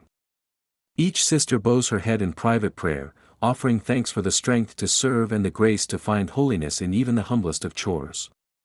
Then Sister Beatrice brushes her hands together, dispersing any stray lint. The habits are ready, she announces softly. Let us carry them back to the cloister. And as they gather their finished stacks, the sisters form an orderly procession, habits balanced against their forearms like precious cargo. The warmth of the stones and the sunlit plank remains in their palms, carried forward into the next hour of communal labor and storytelling. Thus, with each fold pressed, each seam aligned, each pleat sharpened to a crisp edge, chapter 14 concludes. The rituals of dawn and midday, candlelit vigils, stone-cold corridors, steaming lye baths, bubbling suds, tranquil brooks, lead to this still moment of reverent craftsmanship. And as the sisters depart to share gentle tales of saintly virtue in the coming hours, the neatly stacked habits stand testament to patient hands and steadfast hearts, ready for the lighter chores and whispered legends that await in chapter 15. As the sun shifts toward the western cloister, its light softens and the laundry courtyard seems to glow with a subdued, amber warmth. The grand arcades cast long, gentle shadows across the moss-spotted flagstones. Within the laundry house, the midday hubbub of scrubbing and rinsing has given way to quieter, more deliberate tasks. The sisters, weary in body but gladdened in spirit, have set aside soaking tubs and ridged washboards to attend the last delicate details of their labor. Each moment unspools slowly, linen and wool laid out, waiting for the final touch of reverent care. Sister Elfrith is the first to settle at the low wooden bench, a soft brush of straw bristles in her hand. She lifts a length of dried linen, once part of a novice's veil, and begins to sweep away the tiny fragments of lint clinging to the fabric's delicate folds. Back and forth goes the brush, barely grazing the cloth, coaxing away the remnants of fibers that rose during washing and drying. Each gentle stroke sends microscopic dust motes drifting in the slanted light, like miniature sparks of gold dancing before falling to the stone floor. The sight brings a quiet smile to Elfritha's lips. Here is a prayer in movement, a wordless offering of gratitude for the material gifts that clothed their community. Beside her, Sister Peregrina hums a low, tuneful refrain, the notes winding softly through the evening air. Her own hands are busy pinning a freshly pressed habit onto a slender branch of the drying arbor. She adjusts the wooden pegs with careful precision, ensuring each hem lies straight and every crease is faithful. A brotherhood of wooden pegs, weathered to honey brown in years of use, around her shoulders seems almost to nod in satisfaction as the cloth settles neatly into its final shape. Once the task is done, she turns and offers Elfrith a gentle nod, the two acknowledging the mutual joy of bringing order and beauty out of labor. It is then that Sister Clemence, keeper of the chapter house lore, produces from beneath her habit a small, leather-bound volume. Its edges are worn, the leather cover soft with age. Within its pages lie the hagiographies, the lives and miracles of saints who themselves knew the meaning of daily toil, transformed into living prayers. The sisters gather in a loose semicircle around Clemence, each with a length of habit or linen to tend while her soft voice unfurls the tale. Saint Gertrude, Clemence begins, voice hushed and deliberate, was known not only for her wisdom but for her joyful industry. It is said she once took 300 panes of glass from the abbey windows and, under a single lamp, polished each one without faltering in her devotion. The sisters lean forward, the words drawing them in as though each were an eager novice at her side. Peregrina pauses, pencil in hand, marking a loose thread that she will later repair. Elfrith lowers her brush, listening to the narrative cadence as the late afternoon light pools around them. Within the gentle hush, laughter arises, soft, unforced, at the image of Saint Gertrude blinking beneath the single lamp's golden glow, polishing window after window in perfect silence. Sister Matilda, across the courtyard, has returned from tending the drying racks and is now brushing stray lint from a coarser woolen cowl. She shakes her head, amusement flickering in her eyes. 300, you say? She chuckles, running her fingers along a seam. And still she found time to teach novices at Vespers. Indeed, Clemence replies, voice threaded through with warmth. For Gertrude believed that no small deed is unworthy of devotion.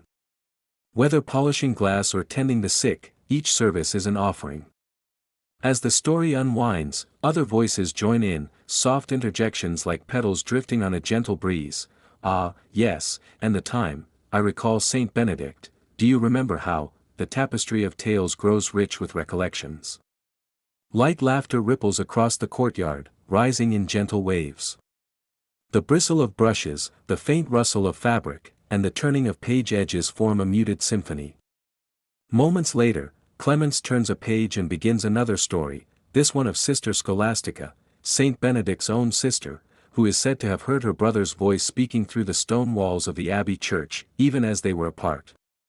The sisters draw nearer, imagining the hush of Benedict's solitary cell, the rock-hard bed and the single candle's flame. Peregrina interrupts quietly, she ventured out in midnight's chill, to keep vigil with him, clad only in her simple habit.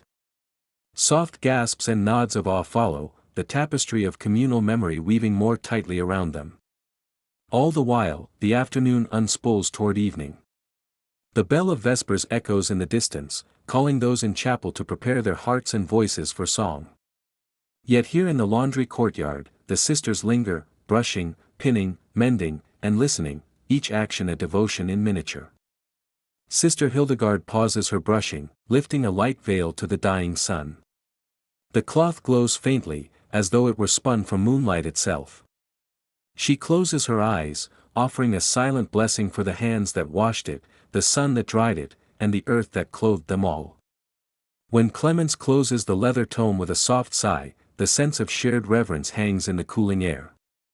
Some sisters tuck the stories into memory as nourishment for the tasks yet to come, others reflect for a moment on the parallels between their own daily labors and the saintly virtues recounted.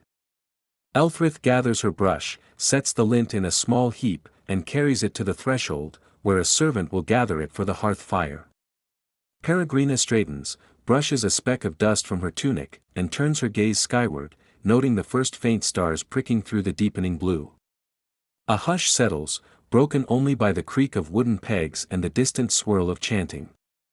The sisters rise as one and move to collect the pressed habits from the drying racks. Each garment finds its way back to the long bench where the linen stacks await folding.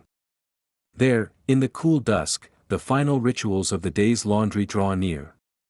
The press of warm stones will smooth the last wrinkles, fingers will arrange pleats in exacting lines, and a simple prayer of blessing will release the garments back into the care of those who wear them. Before the evening's heavier tasks begin, Peregrina pauses to admire a single veil, as translucent as the first dawn mist. She smooths its edge, marveling at how the soft wool holds the faintest crease, how the linen gleams in the lamplight yet to be lit.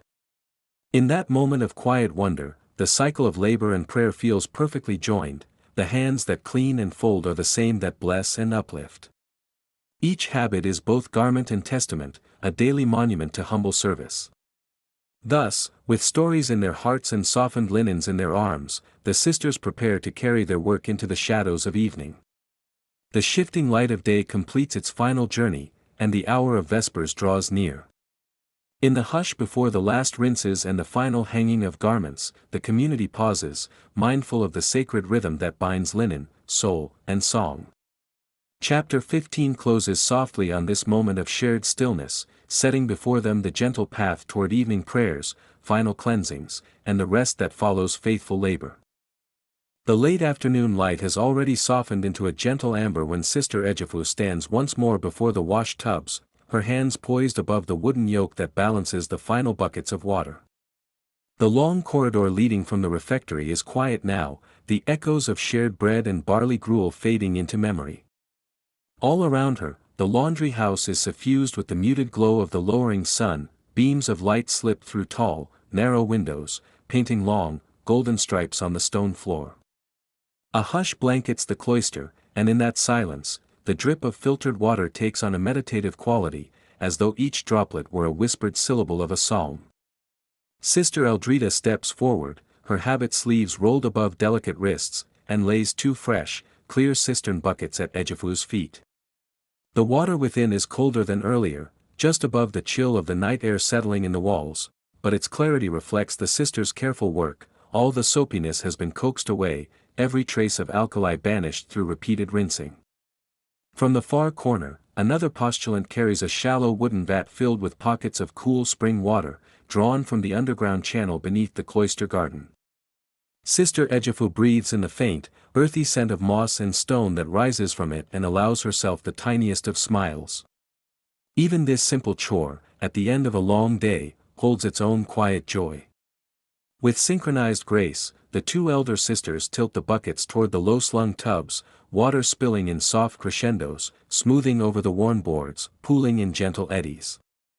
They lean forward, palms cupped beneath the surface, and press the damp wool, the habits that have been washed, boiled and lye, scrubbed tenderly at seams, and rinsed again and again, into the flowing stream. Fingers trace the outlines of folds, ensuring that no stubborn scum remains. Each piece of cloth emerges luminous, the pale gray of undyed wool warmed by the sun's last rays. When a habit glides from water to air, rivulets slide down its draped form like fragile threads of glass. All the while, in the background, the faint tinkle of bells drifts in from the monastery tower. First one chime, then two, then three, each one timed to the slow, regal turning of the hour. The sisters know that vespers approaches, the evening office that will draw them from this workshop of cloth and tubs into the candlelit hush of the chapel. Still, no one hurries. There is no clamor here, only the steady rhythm of final rinses and the soft murmur of prayerful devotion. Sister Eldreda lifts a damp habit from the tub and drapes it over a low bench, her hands smoothing the wool into neat, overlapping pleats. The fabric gleams, wet but weightless in her arms. Ejiofor picks up the next garment, her fingertips brushing the hem to test for any lingering stiffness. Each movement is measured and deliberate, a ritual in itself, work offered to God in service and attention. On the far wall, wooden pegs stand ready, and the sisters will soon hang these last garments to dry, but for now they linger over each fold, each stitch. A slender sliver of dusk creeps across the room. Candles, already trimmed and waiting in iron sconces, are lit one by one. The air warms, though only gently, as the flickering flames cast dancing patterns on stone and wood. The sisters pause, flicking their fingers to brush aside droplets or to arrange pegs, but their eyes remain soft, attentive. When the final habit is rinsed, water pooled and then drained in a quiet pool beneath the boards, they step back. Together they bow their heads for a silent blessing of thanksgiving. The bells have grown more insistent, calling them. Their low tones resonate in the sisters' chests, echoing the steady heartbeat of faith that has guided every fold, every splash of water, every whispered avenue. Sister Ejiofor gathers the empty buckets and carries them, two at a time, across the slate floor to be drained at the central cistern. The long handles of washboards are stacked against the far wall, the heavy lye vats have been rinsed and rise like polished bowls, ready for the next dawn's work. As each tool is set aside, the laundry room itself seems to exhale, settling into the calm of evening. They cross the courtyard in soft slippers now, the last wisps of daylight touching the wet stones beneath archways tiled with ivy. Candles and the garden lanterns glimmer like fireflies, guiding their way toward the chapel doors. A hush falls over the sisters as they enter the sacred space, rows of carved wooden stalls, each holding a kneeling sister, each adorned with simple cushions of wool and linen. The altar stands illuminated by clusters of beeswax candles, their steady glow warm against the cool marble. When the Vespers hymn begins, voices rise in gentle unison, low and resonant. The sisters' tones weave together seamlessly, carrying the psalms of evening prayer outward, beyond the walls of stone to the settling world beyond. Sister Ejiofor's heart lifts at the familiar verses, Deus in adiutorium meum intend. Domini, ad adiuvanda me festina. Each word feels like a breath drawn deep, like water poured from one vessel to another. Her thoughts drift back to the habitual chores of the day, the ash sifted at dawn, the lye solution stirred, the scrubbed and rinsed wool, and she sees them now as a single, continuous devotion. Every task, no matter how humble, has been turned toward the divine. At the close of the psalmody, the abbess offers a brief benediction, her soft voice a final blessing on both spirit and body. The sisters remain kneeling for a moment longer, their heads bowed, the hush lingering like the cool afterglow of water. As they rise and file out into the descending dusk, their footsteps flit like whispers, retracing the path back toward the dormitory and the light of a single taper in each small cell. Behind them, the laundry house stands empty but for the dim glow of candlelight on still, silent tubs and the neat rows of garments waiting to dry. Tomorrow it will fill again with water, ash, lye, song, and prayer. But for now, in the gathering calm, it is enough that today's labor is complete, sanctified by purpose and sealed with evening praise. The sisters depart, and in the quiet aftermath, the memory of dripping water, of foamy suds, and of sacred chant remains like an echo in the walls, an enduring testament to the gentle rhythms of their cloistered days. Late evening settled softly over the cloister, painting the high garden walls in shades of violet and deepening rose. In the fading light, a gentle breeze drifted through the laundry yard, stirring the damp cloth of the day's labors with the same tender care a mother might brush back a child's hair. The yellow glow of beeswax candles set into wrought iron sconces flickered at intervals along the rough-hewn wooden racks, casting dancing shadows upon the stone floor. Each lantern was tended by a single nun, who kept watch to refill the shallow dishes of oil and trim the wicks so that the light stayed low and steady. The hush of the yard was deeper than stillness, it was the lull between heartbeat and breath, the moment when labor's purpose is complete and only quiet gratitude remains. Sister Aline stood before a heavy woolen tunic, its folds still weighted with the memory of the brook's cold water. She lifted the garment to eye level, breathing in the faint scent of lye and fresh ivy that clung to its fibers. With deliberate care, her fingers smoothed a stubborn crease near the shoulder seam, tracing the line of each stitch as though reading a sacred text. The fabric yielded to her touch and settled into a new fold, crisp and even. A soft murmur rose from her, almost inaudible, a prayer of thanks for the craft that turned ashes into purity, water into cleansing grace. Nearby, Sister Marcel paused from her own task to listen, nodding slightly as though she understood a long unspoken hymn. Across the yard, a low wooden rack supported the final array of linen veils. They shimmered in the candlelight, almost translucent at the edges. Sister Beatrice lifted the first veil and shook it gently, watching as the thin linen caught the last glow of dusk before settling back into place. The veil's slender hem, once stained by tears or incense, now lay immaculate. She leaned forward, pressing her lips softly to the cloth's border, offering a quiet blessing for the hours each sister would spend in contemplation beneath its fold. Then she draped the veil back on the peg and adjusted its curve until it hung straight and poised. A faint rasp of linen on wood was the only sound. Beyond the racks, the high garden wall was draped with ivy and wild rosemary. The shrubs exhaled a soothing fragrance as the night air cooled. A mild breeze rustled the leaves, carrying the perfume through the laundry yard like an unseen benediction. In that moment, the ancient stones themselves seemed to breathe in relief, the day's labors complete, the garments washed, rinsed, pressed, and now suspended in grace. Sister Imelda stepped back to regard the silent tableau, rows of drying habits, tunics, veils, and wimples, each article at peace, suspended between water and air. She folded her hands before her breast and whispered, "O blessed Creator, accept this offering of our humble service." Sister Cecily took up the last wooden bucket, the one that had held pure water for the final rinse. She carried it to the small trough beside the yard's south gate and poured the water slowly, watching it slip away over the stones and feed the garden's thirsty roots. The soft hiss of water returning to the earth marked the end of one cycle and the preparation for another.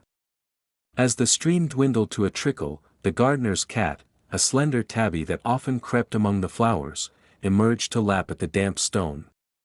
Sister Cecily paused to offer the creature a crumb of stale bread, then turned her attention back to the racks where shadows twined around candles. In the dim glow, the sisters gathered for a final shared moment. They stood in a loose semicircle, their hands folded or rested lightly upon the freshly hung cloth. Their faces, lit by candlelight and tinted by the sky's last flush, carried the calm serenity of those who have found communion in simple toil. Sister Leonie, the oldest among them, lifted her eyes to the silent garments and spoke in a voice gentle as a summer breeze, "We have offered our hearts through our hands. Each fold is a prayer, each scrubbed stain a confession, each rinse a baptism. May these habits dry straight and well, that our sisters may dress in humility and grace." No further words were needed, the sisters bowed their heads and breathed out together, the echo of that shared exhalation rising like incense to the rafters. A lone bell tolled in the bell tower, its tone low and resonant, marking the hour of Compline in the chapel beyond the garden wall. Though their work here remained for only a moment more, the gathering of tools and lighting of lamps, they paused to honor the call. The candles at their feet danced in time with the peal, as though the flame itself listened. Sister Eleanor lifted her lantern from the stone bench and carried it across the yard to the porch of the laundry house. There, she placed it upon a shelf, where the glass might catch and reflect the light when the sisters returned in the early dawn. With deliberate slowness, they began the silent chore of retrieving washboards, wooden tubs, and straw mats from the corners where they sat at midday.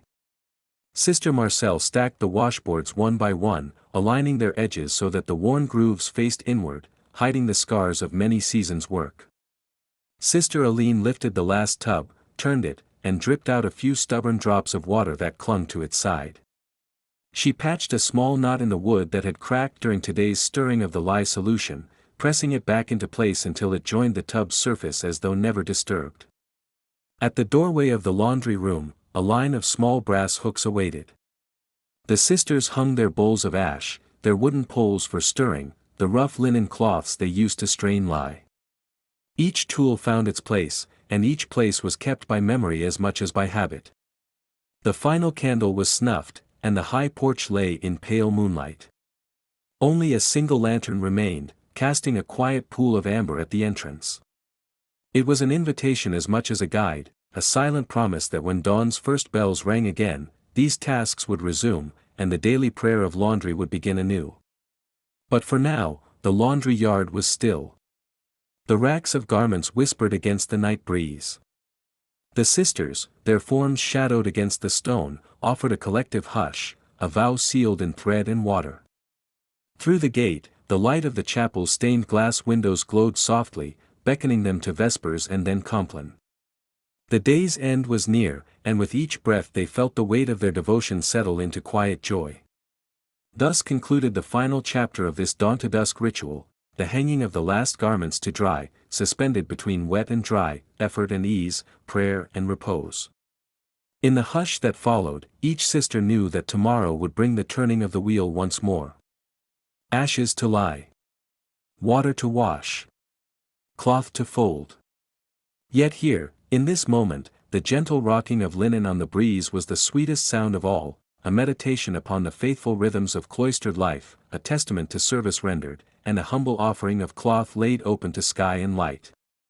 As they turned toward the chapel's distant silhouette, leaving the laundry yard beneath the attentive gaze of ivy and stars, their footsteps were almost lost to the night.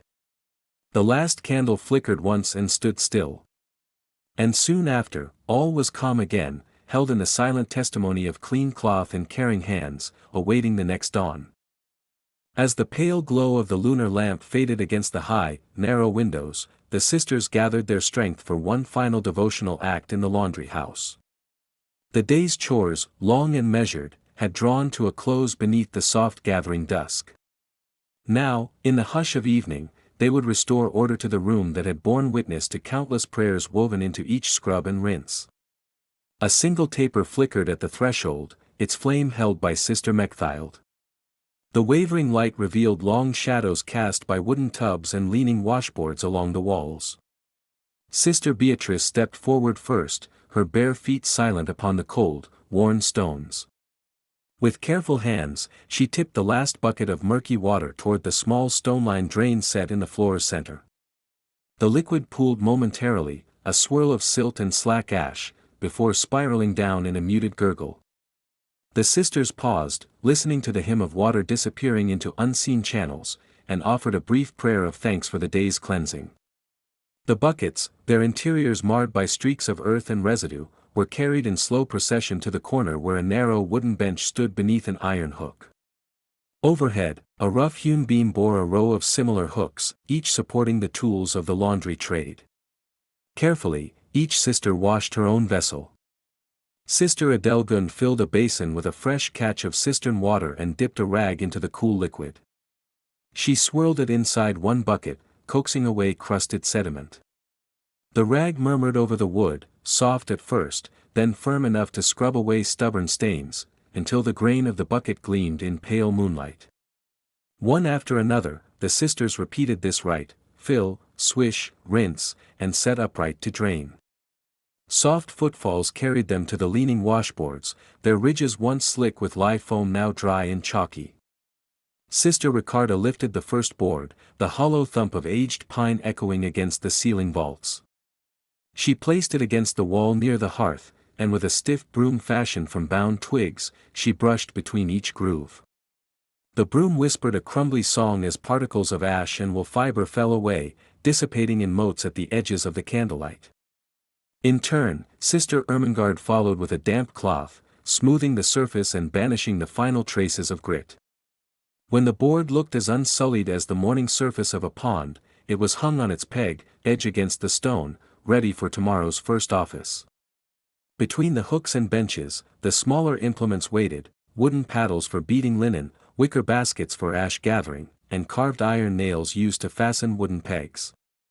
Each instrument was collected and carried to its appointed place. The sisters worked without hurry, their movements in perfect harmony born of many seasons spent together. When Sister Mechthild lifted the last paddle off the low shelf, she fingered the smooth curve where her palm would rest, then replaced it with care, brass fittings gleaming like hidden stars. The baskets, still dusted faintly with gray ash, were gently tipped and tapped until not a single mote remained within. The straw mats that had cushioned their feet all day lay scattered and damp. Sister Adelgun traced their worn fibers with her bare toes before bending to lift one edge. Underneath, the stone floor was slick with droplets spattered during rinsing. She swept the stray straw aside, gathering it into a small pile to be carried outdoors later as kindling. One by one, the mats were rolled and set against the wall, their surfaces airing out in the cool breeze drifting through the open door. The sisters murmured low verses of psalm and hymn as they worked, each stroke of the broom and each fold of straw a continuation of their contemplation. When the benches were cleared and straw removed, the wooden planks themselves called for attention. Ages of scouring had left them smooth but thirsty for oil. Sister Ricarda, appointed for this final blessing, retrieved a small vessel of sweet almond oil. She dribbled a few drops onto a soft cloth and glided it along each surface, watching the wood darken and shimmer. The scent of oil mingled with the lingering perfume of lye and clean linen, creating an atmosphere of quiet contentment. The benches, once stripped of their daily burden, now stood patient and ready, honored after the toil. A hush fell when the last bench was anointed. Sister Ermengarde lifted her gaze toward the rafters, where a solitary lantern still swung above the drying racks. Its sputtering wick bade the sisters to their closing prayer. In a circle around that low lamp, they placed their hands upon the handles of empty tubs and the shoulders of one another. Then, in voices soft yet certain, they intoned a brief office of thanksgiving, for the gift of water, for the strength of fellowship, for the grace that turned daily toil into sacred service. Their words, measured and heartfelt, lingered in the cool air, pressing gently against the curved ceiling stones. One by one, the flames were extinguished. First, the lantern over the racks dimmed, then the solitary taper at the doorway. The room settled into darkness, leaving only the faintest shimmer of distant starlight through the mullioned window. In that moment, the sisters knew that their work would wait untouched until dawn once more. Each tool was at rest, each surface ready, each corner prepared for the next cycle of prayerful labor. Sister Mechthild, last to move, paused at the threshold. She listened to the settled silence, to the whispered echoes of broom and bucket, to the steady heartbeat of the monastery beyond. With a final, reverent exhale, she stepped into the corridor and closed the heavy beam door behind her. The latch clicked softly, and the laundry house, tidy, empty, and blessed by the day's devotion, slipped into quiet slumber, awaiting the soft toll of bells that would call the sisters back at dawn. The lantern's flicker danced across the rough-hewn beams of the laundry chamber as Sister Elfwin took the final draping of woolen habits from the wooden rack. Outside, the last pale streaks of dusk had surrendered to night, and the courtyard lay hushed beneath a cloak of silence. The air still bore the faint sweetness of drying cloth warmed by the afternoon sun, mingling with the cool scent of cedarwood that drifted from the open chests. Each sister moved with deliberate care, as though each fold, each wrap, were its own act of prayer. Sister Matilda knelt beside a low chest lined with cedar planks, her fingers tracing the grain as though greeting an old friend. She lifted a neatly folded bundle of habit and smoothed it once more, palms pressing out a final crease. The coarse wool was soft to the touch after its long journey through ash and water, each loop of fiber plumped and cleansed. She whispered a brief blessing over the garment, an echo of the morning's chants, and laid it gently into the cedar-lined interior, where the fragrant wood would keep it safe until dawn. At a small trestle table beneath a brass lantern, Sister Gertrude cut a length of fine linen cloth into squares. The linen, bleached by weeks of sunlight, felt cool between her fingers, its weave so tight that it seemed almost like paper. She cut slowly, mindful of every thread, then placed one square atop a stack of freshly laundered habits. She folded it over the bundle in 4 neat turns, each fold precise as a book's page. The linen wrap protected the wool from dust and moth, and its simplicity echoed the sister's vow of poverty. While Sister Gertrude worked, Sister Edith gathered slender cords of twisted flax, the ties that would secure each bundle. She coiled them into loops and laid them beside the wrapped habits like quiet sentinels, ready to bind. The flax cords were strong and unadorned, yet they held the bundle with gentle firmness. With every twist and knot, Sister Edith murmured a phrase of gratitude for the water that cleansed, for the ash that washed, and for the hands that volunteered in love and service. Slowly, one by one, each habit was wrapped and tied. The sister's breathing fell into the hush, only the rustle of linen and the faint click of wooden clogs on stone punctuated the calm. Sister Elfwin lifted her lantern to better see the task, and the golden light caught the curling edges of the linen wraps, rendering them nearly translucent at the folds. She stepped toward the cedar chest, its lid carved with a simple cross, and tucked her bundle into the far corner, beside the others. When the chest brimmed with cloth-bound habits, the sisters paused. The lantern's glow cast long shadows upon the walls, and for a moment they stood in silent assembly.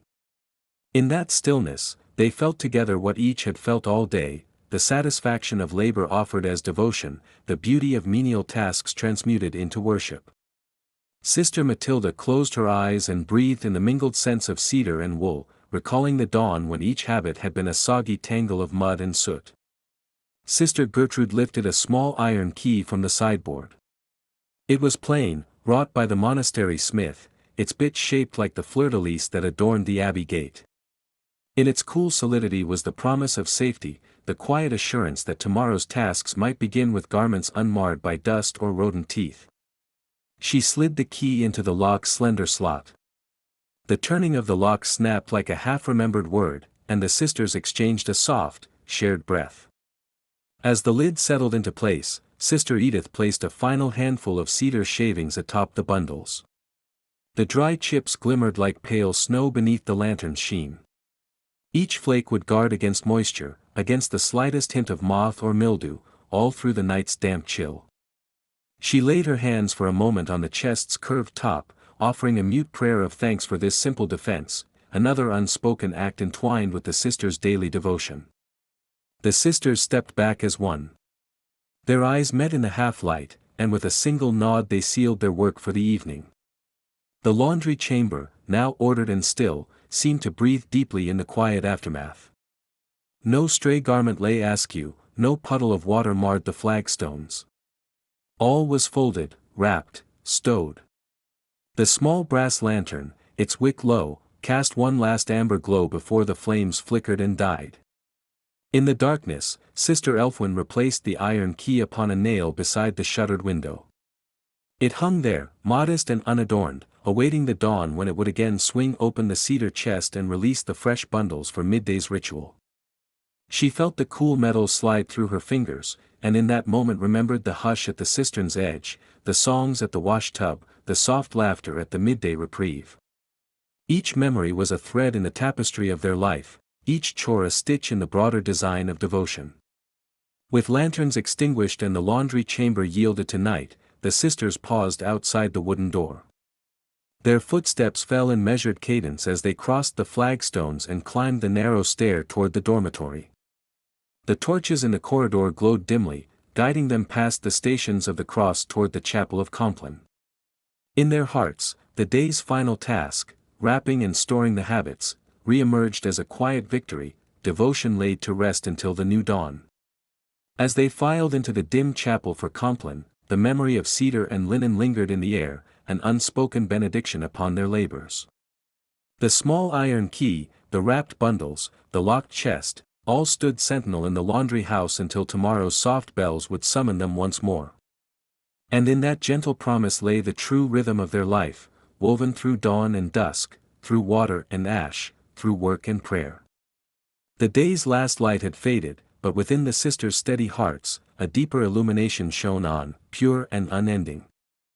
Night had fallen fully by the time the laundry tools lay still upon the worn boards of the drying yard. A single, slender candle remained alight in the far corner of the washroom, its flame dancing softly against the shadows cast by empty troughs and benches.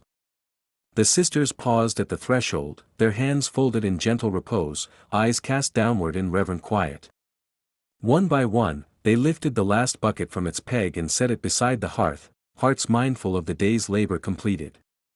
A soft hush filled the stone chamber as the final candlewick, tended by Sister Agnes, flickered and slipped toward darkness. With a barely audible sigh of air and wax, the flame surrendered its glow, leaving only the faintest halo of warmth around the blackened stub. In that moment before total night, the echoes of the day's labors hovered in the cool air, a distant drip from a forgotten pail, the faint scrape of a board against wool, the ghost of a hymn that once rose in serenity amid suds and song. Each sister closed her eyes, feeling the memories of rhythmic scrubbing and the hush of the shaded brook drift behind her eyelids like a cherished lullaby. The laundry house, with its benches and tubs rendered empty and expectant, became a silent testament to service done. Here, they had kneaded heaviness from coarse wool, rinsed tenderness into linen veils, and bound each humble task to the heart of prayer. Softly, in one accord, they moved beyond the washroom door and down the corridor, their slippers whispering across cool stone. Torches in wall sconces held low, golden embers that flickered on carved capitals and along the broad tiles worn sleek by centuries of footsteps. Passing the silent stalls where the day's baskets rested, they greeted the hush with bowed heads. One sister dipped a hand into the trough at the corridor's end, trailing her fingers through the last of the clean water pooled there. She breathed a silent thanksgiving for the gentle flow that had served them since dawn. Soon they reached the chapel threshold, where the great oaken doors stood open to the muted glow of lanterns hovering over alabaster icons. The chapel was dim, lit by a ring of small votive lamps at the altar's base and by a handful of tallow candles set in wrought iron holders. Their flames shimmered against polished stone, lending a soft amber hue to carved reliefs of saints whose marble faces gazed serenely upon the gathering. A hush deepened as the sisters crossed the threshold, each carrying in her hand the slim volume of Compline prayers, its vellum pages creased by months of use. There was no grand procession this night, only a gentle gliding of habit-clad figures into their appointed stalls. A thin shaft of moonlight seeped through a high lancet window, illuminating dust motes that drifted like golden motes in a lazy dance. The sisters arranged themselves in a semicircle before the low altar, heads bowed, hearts open. Sister Cecilia, the senior among them, raised her eyes for a moment, noting the quiet faces turned in humble anticipation. Then, without flourish, she touched the page, and her voice broke the silence with the opening verses. In menis tuas, Domini, commendo spiritum meum. Her tone was scarcely above a whisper, yet it carried fully across the vaulted space. The other voices joined, low and resonant, weaving a tapestry of Gregorian chant that seemed to breathe with the chapel itself. The words spoke of refuge, of peace that passeth understanding, of the soul's entrustment into gentle hands. As they sang, the sisters allowed each phrase to wash through them like the cool water in the morning brook, cleansing, quieting, sanctifying. At the antiphon's close, all fell silent once more, save for the soft chant of a lone firebird echoing in the stone recesses. Each sister offered her own interior reflection, a thanksgiving for mercy shown, a petition for grace in the night's rest. Throughout the chorus of hallowed notes, their daily toil wove itself into prayer, the cold bite of dawn water, the coasting sweep of a washboard's edge, the fragrant sweetness of sun-warmed cloth. Every act of humble service had found its echo here, transfigured into devotion as luminous as the lamp beside the altar. After the psalms, when the final versicles slipped off their tongues, the sisters remained kneeling until the clasp of a closing hymn. Then, in measured silence, they rose together, their sandals touching the cold floor with equal steps. One candle remained burning atop a small shelf near the entrance. They paused before it, placing upon the shelf tokens of the day's labor, a tiny bundle of lint combed from a wool habit, a single woven peg that had bound fabric to line. These humble offerings, laid beside the flickering glow, bore witness to the joys and trials of yet another dawn-to-dusk cycle. With the hush unbroken, they turned and filed out of the chapel, descending a spiral stair that wound past frescoed walls where angels bore torches of their own. Lanterns cast upturned faces of cherubim, their eyes forever alight, guardians of the sisters' rest. At the foot of the stairs, the novice, her brow still speckled with lie from earlier tasks, paused to close the heavy oak trapdoor leading to the laundry wing. The click of iron on would mark the final seal of labor undone, the retreat into silence. In the dormitory above, the night air was cool, carrying the faint scent of lavender and beeswax. Straw pallets lay waiting, arranged in neat rows beneath a canopy of dark beams. Each sister crossed to her pallet in turn, murmuring a last, low prayer at the crucifix mounted upon the wall.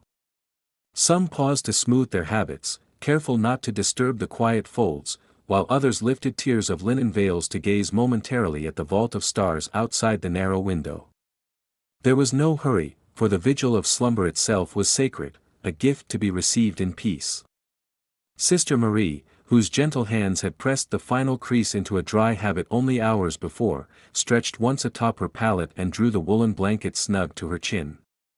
Her thoughts drifted to the rippling brook beyond the garden wall, to the clear cold of dawn drawn from the cistern, and to the voices raised in chant among soap-scented air.